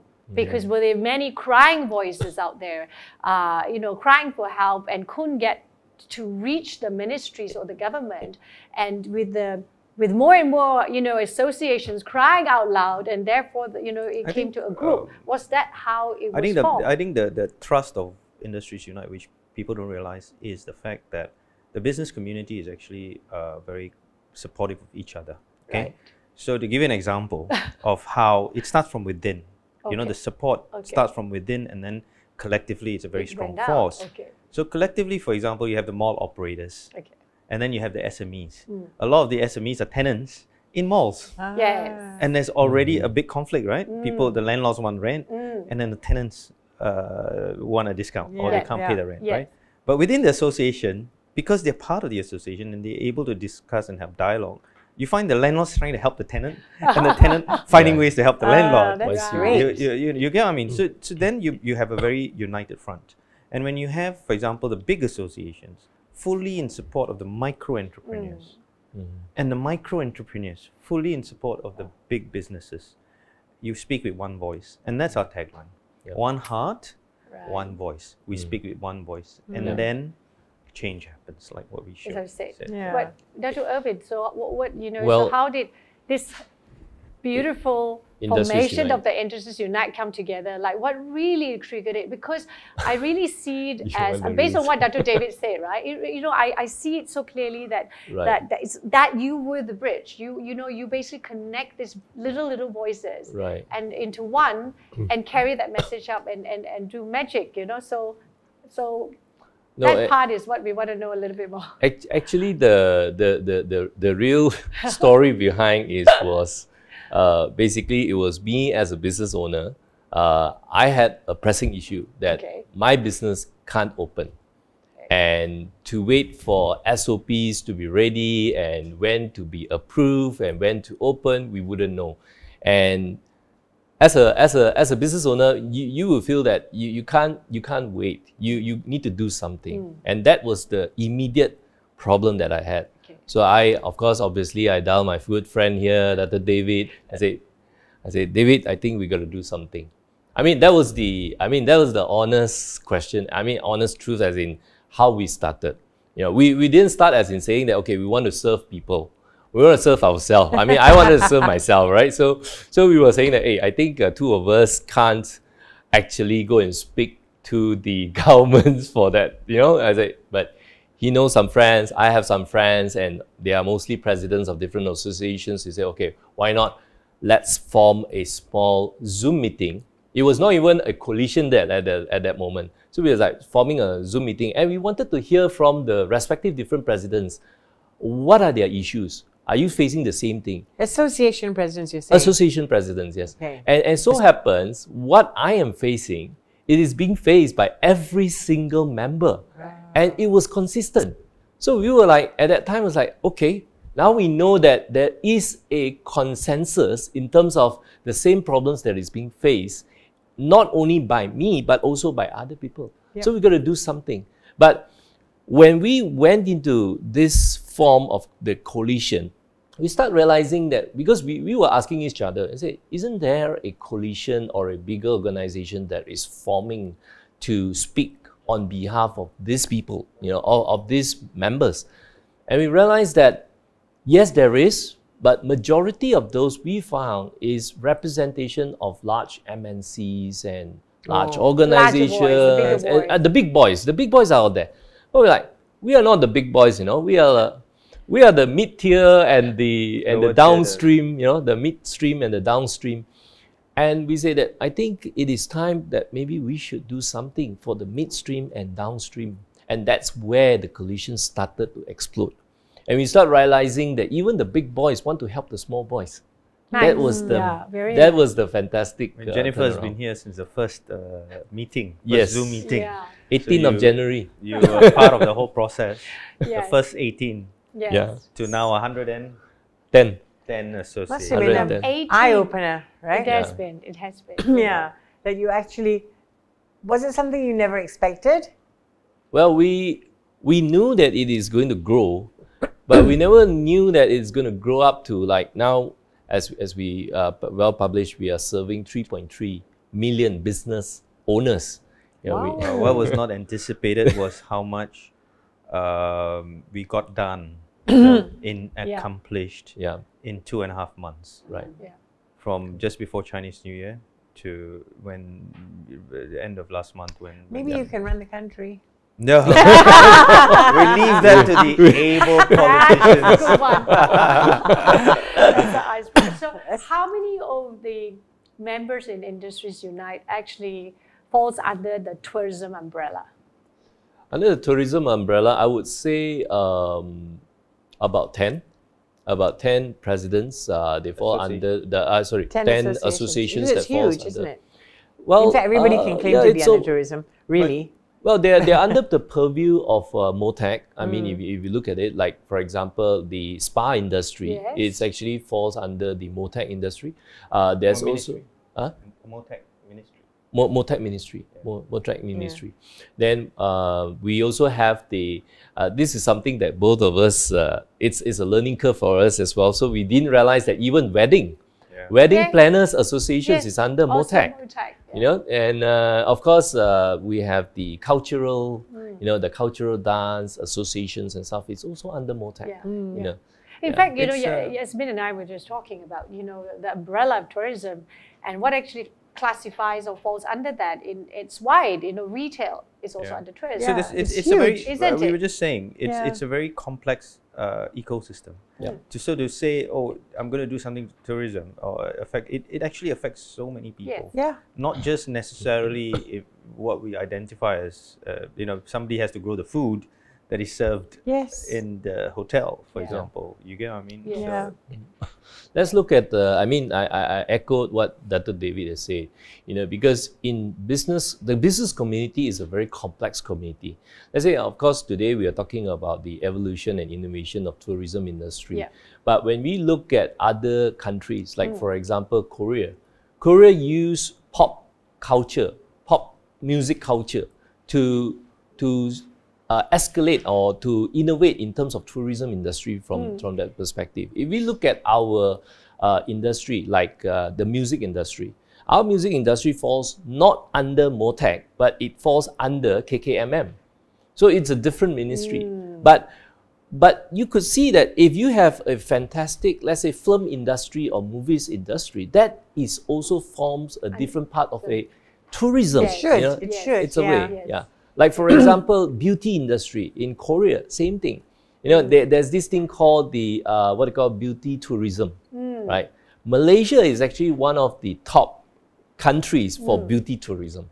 Probably these are the areas that we have not really we have not really embraced it, you know, to the fullest. You know, these are what we call the new evolution and innovation of tourism. Interesting, yeah. but to add to that, from an industry perspective, that we of course we tabulate and we're the ones that sit down and get the data that we want to send out. And one of the big things is what Erwin has said is that we're very two-dimensional in how we do it, and there's a lot of bureaucracy. And it runs across several, you know. So if you have associations, or sorry, not associations, but the bureaucratic process, you know, is actually slowing down a lot of things. That's what we're getting across the board from all the industries that are relevant to tourism. That was alluded to by Erwin earlier. Yeah. So you know what we really want to find out, right, Yasmin, is with the continued engagement that industries unite have with the government, whether this gentleman finds or foresee achieving a clearer path, right, in driving the economy forward. And of course, you know, as a result would boost businesses, investors' confidence, and more tourists coming in. So let's hear it from these two gentlemen here. How much does COVID-19 affect your decisions or your goals and aims, you know? I think uncertain. For me, at least, I think it's the first step is always efficiency. You're looking to find whatever value that you can retain, and efficiency is very important. And in today's world, the word disruption seems to be antithesis of efficiency. Yes. Anything that's not efficient gets disrupted, and then if you take disruption to the next level, it's virtually only possible at this point in time with technology. So that in itself is the formula for moving forward in whatever business that you're going to do, and it applies equally to me, to the tourism industry or any business for that matter. Yeah, I echo what David has mentioned. It has changed the ball game a lot, but it's not only for us as Malaysians. During this time, the interesting part is that when we were doing conference call, and we were used to be like, you know, kopi teh tarik, you know, at the mamak store and so on, and have a drink and have a discussion. Then it goes on to the habit of us to be on virtual, where I have drinks party with you, you know, you have a drink at your side and I will have a drink on my side. Then we start realizing that we don't need to be Kuala Lumpur people to be together. And we start to realize that the ecosystem started to expand, and we were having like discussions with Thailand, with Singapore, with Vietnam, and the ecosystem automatically feel that there's borderless. There's no border. The way of how we run the business. So if we were to say that, has it changed the way how we do business? Exactly. I mean, completely. It has changed, but right now you don't even need to know where the person needs to be. You know, you just need to have a good discussion, and then to see how we can actually have a mutual discussion and can perform it together. Technology is such that four of us are sitting here. We on a screen. It's all digital. And in reality, at the moment, we could all be in different countries. True. And we could be sitting here virtually. Absolutely. And having this conversation. So we had the technology is there. You know, it's quite incredible. It is. We did one of our episodes where we had a guest from Germany. And all she did was she was seated with a green screen on a bar stool, and we took her and put her in the studio. So then we had a guest from Germany sitting in the studio with us. So we could literally do that around the world. We could have a virtual summit on tourism across the world, you know, across the globe. We just did that 2 weeks ago with the Queen. So she was in Istana Negara. We were in the green studio, a hotel somewhere. And so they made a space and took a group photo with the Queen. I mean, goodness me, you know, humans are going to evolve and we're not going to have any legs anymore. Right? But you can now, the world is open because of this. Yeah. So we So really, in a way, I mean, I was telling an earlier guest just now that there are many things to actually thank the pandemic for, because it has forced, like you said, it's forced you to live your life a certain way, and if you cannot, you have to change. Yeah, initiate change. You know, Yeah, and be changed, right? So going back to your previous question, Yes. Jasmine, and leading up from what we just spoke about, the idea now is that we realize industry will find a way to survive, right? Like from the first Jurassic Park movie, life will find a way, as they say. And businesses will find a way, they will thrive. But the end of the day, for businesses to thrive, the market or the conditions must be right. So now we're in a new opportunity. Malaysia, we can look at it as a new opportunity. How do we get all these businesses now up and running so that we become a tiger again for this region? And in this... and how do we do it safely? To do it safely, correct? And whether we like it or not, we still need the backing and support of the authorities. And so coming back to the Industries Unite part of it, Yeah, is, well, how do you clear if you the can see path for how them? quickly Malaysian companies have adapted, how quickly the tourism industries has adapted. If we don't talk to the industry, if the ministries don't come down from the ivory towers, I'm sorry, but it is true. That's really what the Rakyat think. And if they don't engage with people who are in the business and they don't support these people, if they don't get rid of all that red tape, if they don't make it a lot easier, then we are going to progress a lot slower, number one. Number two is you're actually going to stifle industry. I think we got to commend the government for coming up with a digitalization plan. But really, do you know what it is? I think that needs to come down. I think everybody needs to have a stake or be a stakeholder in the digital economy. I think that is the most important thing. You have to make every Malaysian a stakeholder in the digital economy, from micro entrepreneurs all the way up to the big boys. And we need to go beyond Malaysia, beyond these shores. That is what technology allows us to do. So if you're saying how are we going to transform tourism as tourism in itself, then to do that we have to embrace technology.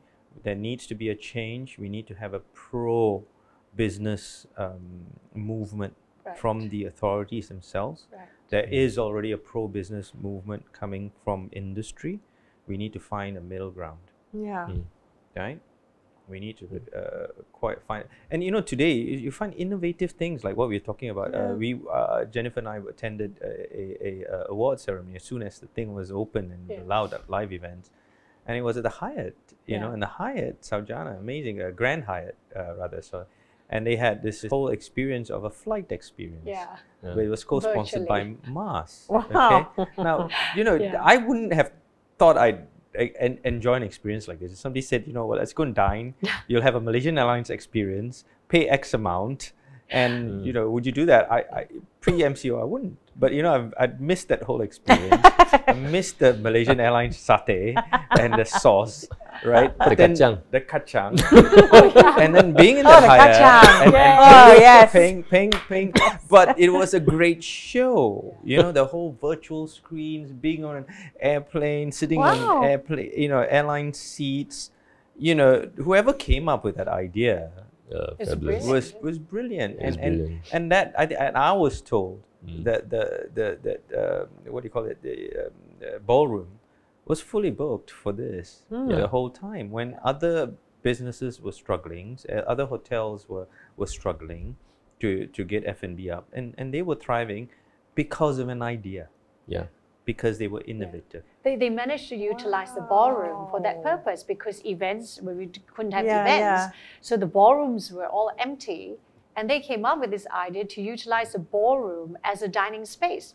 And so it's like a restaurant. Gosh. So you go there and you know, you have your dining experience. And I think it was also triggered by the concept of Le Petit, right? Le Petit Chef, where they have that chef dancing and stuff like that. So So these are the new, I think, technology-based dining experience that's coming in, which I think should be rolled out a little bit more. But we have an interesting question. I think, Yasmin, we were talking about it because, you know, I said, let's talk about technology, right? And I think Yasmin said, oh, I have a brilliant question. So what was it that you were saying? We're just talking about technology, information technology, which has played an important role in the hospitality and tourism industry over the last decade, or maybe more even, and that's worldwide, you know. I mean, the world is getting smaller, is shrinking because of technology.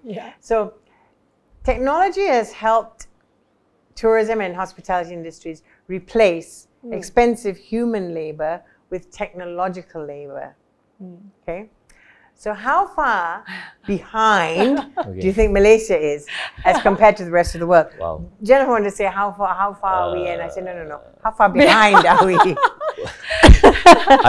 We're not a technology center. Why David is looking at me is because I do have those numbers. Because the thing is that because I run a technology platform, which is a social e-commerce platform. So, would you care to share the numbers with us? I won't completely share the number, but I'll say where roughly we are. Okay. Malaysia used to be the forefront of technology. And I would say that if you are asking me about whether is Malaysia or does Malaysia has the technology behind, the answer to this question is yes, we do have the question. I mean, we do have the technology. But the thing is about how far behind. It's not about the technology right now. It's about the adaptability. Are we ready for the technology? Like, example, if 5G is here today in Malaysia, are we ready for it? Do we have the people or the infrastructure or even the mindset? Not about infrastructure, it's about the mindset. The people would like to use. You're not in my mother's 5G. neighborhood, definitely. Correct. So a lot of times we realize that we realize the technology is sometimes far way ahead of the mindset of the people. If you're talking about us right now, we are actually still far behind. In ASEAN countries, we are actually the third least fastest running organization. Listen how nice he's trying to be nice. I'm trying to be nice. Just spit it out. Which is the third least. Well, you know the numbers. I'm not going to say the bad and the ugly. The good, the bad, and the ugly. I'm always the one with the bad news. Or And what can we do about this? Exactly. You know, I mean, how do we program? I mean, I know Dr. David is very much in technology, very championing technology. He's been telling me years ago, and Jennifer, go digital, right? But stubborn-headed, don't want, you know. I believe David has a very good point. It's about education, right? David? I think we can look at it two ways. All right. I'm an old man, 50 plus, but you know, I think I realize that that's going to be the survival. That's really something that we need all of us to embrace to survive. You know, and it's to be able to do that, we have to also overcome fears. You know, people are afraid to embrace technology for some reason or other. You know, even the government or the authorities, or they want to say, how do we regulate this? But while we're debating on all these things without really coming to a conclusion, what we're seeing is around the world is changing. And in this new age, if we don't change or we're not able to adapt, as what was said earlier, we will be left behind. So in today's world, everything is done at a click of a button on your cell phone, including your payment. Today, we say Bitcoin is a bad word in Malaysia, but around the world, it's now regarded as the way in which the new. I'm not for or against anything. I'm just asking a question to start a debate, and until we're able to understand it, really go into it and see how we're going to look at this, how we're going to regulate this, how we're going to start looking at value, moving value around, you know. We are so, you know, to be honest with you, I was just saying to someone last night, 20 years ago when I went to China, I thought that was more of a third world. Today, when I go to China and I come back, we're in a third world, technologically. Like nobody carries money anymore. Nobody carries money. The beggar uses a QR code. in China. You know, you pay using a QR code. You know, even if you want to go to incredible, yes, right? exactly. Why? How can they do it and us not? You can't say that we've got a Well, what- different economic levels. I think, to be honest, that I can answer very quickly. Political will. Right? So in China, everything is done. If they're gonna, they have a policy. Yes, we're gonna do this. It gets done. That's what they did with COVID. Everything. Yeah. You know, but and that's where coming back to that Industries Unite theme. We need. It doesn't matter how great your industries are. It doesn't matter how hard I try, or Erwin tries, or Jennifer tries, or you try. Until and unless we get the authorities to assist us and support us, we're never going to reach the potential of what we can. Okay, in the news last week, oh, Grab, they got this, you got that. You know, we can all keep talking about people that left, or the opportunities that we could have had. I always want to echo to what David has mentioned, is that, you see, there's always a saying that Malaysians, we are very good starters. We are very good at launching something. We are very good at starting something. Always the case that we are the first in this and the first in that, which is true. But the only thing is, we feel is that it's about follow through. A lot of times about the follow through, the implementation, the ending, the end result. You know, when you do a marathon, you look good when you starting at the starting point, but what's the ending? Who can reach the end, the finish line? That is all the more the most important thing to us right now. Yeah. See, if you put some of the best brains in the tourism industry, you put some of the best brains in the technology industry, you put them together with the government or the people that can help, the best brains, I can assure you, put them in a room, lock them up for 3 hours, you will be the champion of the world when it comes to reviving the tourism industry. The thing is, people aren't connected enough. These various stakeholders are not connected enough. Good point. Yeah, Very that's good point. fantastic. And in fact, you know, I was We're going all to in our ask little bubbles I was going to ask you, what were the 3 things that you think is really important for businesses to do, or to, you know, in order to revive Malaysia tourism? What would your take be? The 3 things that businesses out there should do before we talk about connecting with the government or connecting with the ministries. Let's talk about the businesses first. I think the first thing is we have to stop looking at each other as competitors and trying to find ways to complement each other. Okay. You know, I think that's the first thing we need to do. The second thing I think we need to do as businesses is to adapt and evolve. You know, we need to quickly adapt to our circumstances. Every business is different, and with tourism, if you don't adapt quick enough, you don't. If you don't have it, you're not innovative. You're not going to make it. That's the second part. Of course, that comes with efficiency. And yet, just to interrupt you, Malaysia was known at one time for being innovative. Yeah, but we're not. Creative. But the final thing is really that we need to put the country on the map, and I'll tell you why we need to put the country on the map. We are blessed with the most beautiful, amazing resources for tourism. You know, I'm a diver, right? A scuba diver. We have some of the best corals and marine life. Are we taking care of it? How are we going to utilize that? We have mountains, Gunung Kinabalu, Gunung Tahan. We've got a big hiking community. We have the best natural rainforests. We have the best wildlife, best rivers. You know, we have all these natural resources. Until we start taking pride in it, until we start looking after it, until we start being proud of our country, being proud of our heritage, being proud of the flag. Not forgetting, we also have the best food. The best food, and until we start looking after our heritage, until we start taking ownership of our heritage, until we stop telling people it's okay to chop down those forests because we're going to replace them. I was just telling a previous guest about how I admired the fact they were planting trees because everybody else just wants to cut them down. Yeah. You know? So the thing is, as I was saying, we determine our environment. And we cannot be disconnected anymore. We can't turn a blind We eye, can't. and we can't say tidak apalah.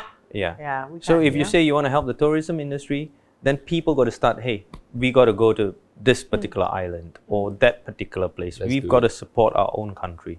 People have got to say, you know what, we need to preserve this place. We got to stop taking plastic bottles. Actually, to that's the beach. one good thing about CMCO. When they opened interstate travel, but you couldn't leave the country, people just left and traveled. And my own friends were shocked. Wow, I didn't know Malaysia had this. Wow, I didn't know Malaysia had people who travel, you know, to the Maldives and wherever. So Yeah, for and me, suddenly they're going to Pulau Redang and they were so the third amazed, thing you know. is before we start talking, so before we start talking Yeah. about tourism and spending millions outside to try to put our, you know, we should start looking at our own country. It's trying to get Malaysians, at least ourselves, to be proud of our heritage, to start embracing our heritage, to start spending money, start eating and buying local and really appreciating what we have. Today we would rather go and, you know, to some other country and take a picture there and post it on Instagram. You know what I mean? We need to be proud of the country again. You know, it starts with us. Starts with us, isn't it? Yeah. So I'm just catching a few points that what Dr. David has said is change, adapt, connect. Yeah, that was why I summarized it. But it was good. Change, That adapt, CMCO connect. was Right. very good for Malaysia. And then little hotels and resorts started coming out again. They were fully booked. People were traveling, visiting. I mean, not just Penang and Port Dickson or Malacca, you know, but other places, islands. The little ones. They were fully booked The and hidden gems. fully Yeah. booked. Yeah. Isn't it? And even those little places that you can go and stay in Selangor, in the jungles, or in Pahang, also Correct. fully booked. They're all coming up, So isn't it? Yeah. perhaps we should do that. You know, We- keep our borders closed and allow You- interstate travel only. I think what we need to do is we need to stop complaining. captured. We need to stop complaining about the interstate travel. Yeah. You know, this Saturday, everybody take some nasi lemak, some mihun, go climb, go hiking. Yeah. Because so many hiking trails. Because so many Industries unite and parks. organize it. We've got so many Yeah. parks. Yeah. We got so many, you know, let's go out and visit a small stall. Let's visit a place. Yeah. Let's help our community. Let's have an experience. Yes. Let's show the next generation what beautiful heritage we have. Isn't it? Beautiful Yeah. trees, Yeah. beautiful weather, the birds chirp, the sun shines, we get a little bit of rain. Everything is green. People And are all dying becomes to pay, beautiful. Malaysia That's Kinchan, right? is, Because that's in Selangor. yeah, Sekinchan is. You get what I mean? We can Right? go there. We can go there. Yeah. You know? What about But Dr. people, Arvind? but people, Right. consumers have become creative about Yes. travel and Yeah. And yes. relaxation. He's, Absolutely. he's someone who can tell you a little bit about that. About The creative side of okay. people and tourism. So what about Dr. Irvin? Yeah. Give us, a couple of Three things tips that that you you think, that businesses in Malaysia should be looking at, think especially to revive Malaysia tourism. I agree totally with what David has mentioned. During this time, I think during the good times, a lot of us are feeling, especially entrepreneurs, we feel that we are all and mighty, high and mighty all by ourselves. We don't need anyone. Right. That was the case. And only when during MCO, MCO was actually good for a lot of people. They start realizing that competitors needs each other to work with each other in order to build together. Right. And it is. And today, the good thing is that people are taking this as a learning point and moving forward, they are friends. It used to be you can't bring the two tigers together. Now, you don't even need to bring the two tigers together. They are working, they are playing together already right now. The tiger and the lion are making babies. Yeah. So I think it was a good significant change, and that has changed the whole ball game a lot. Because as Malaysians, we always speak about embracing unity. But speaking is one thing, but doing is another. Doing it is really hard. As much as what we want to say, but sometimes when we really want to, don't talk about working together. You want to hold hands, berganding, bahu. It's difficult. Right. So it's very much not just about starting something, but doing it, right? Yeah. Not just about saying something, but really putting into action. Yes. Right? Connect Definitely. and collaborate. Okay, so it's Yeah. CACC, right? Change, adapt, connect, collaborate. Yes. To I think survive. that's one thing. I'm not sure whether it's universal, but certainly here, there's a lot of talk. There's always a lot of talk. When you were talking about projects that aren't finished or started, it's always a lot of talk. Yeah. Is it cosmetic? I say something because it was going to make me look good, and then after that, it doesn't matter anymore. You know, and then it's the people down the line that are the affected, not the initiator. I think yeah. So Yep.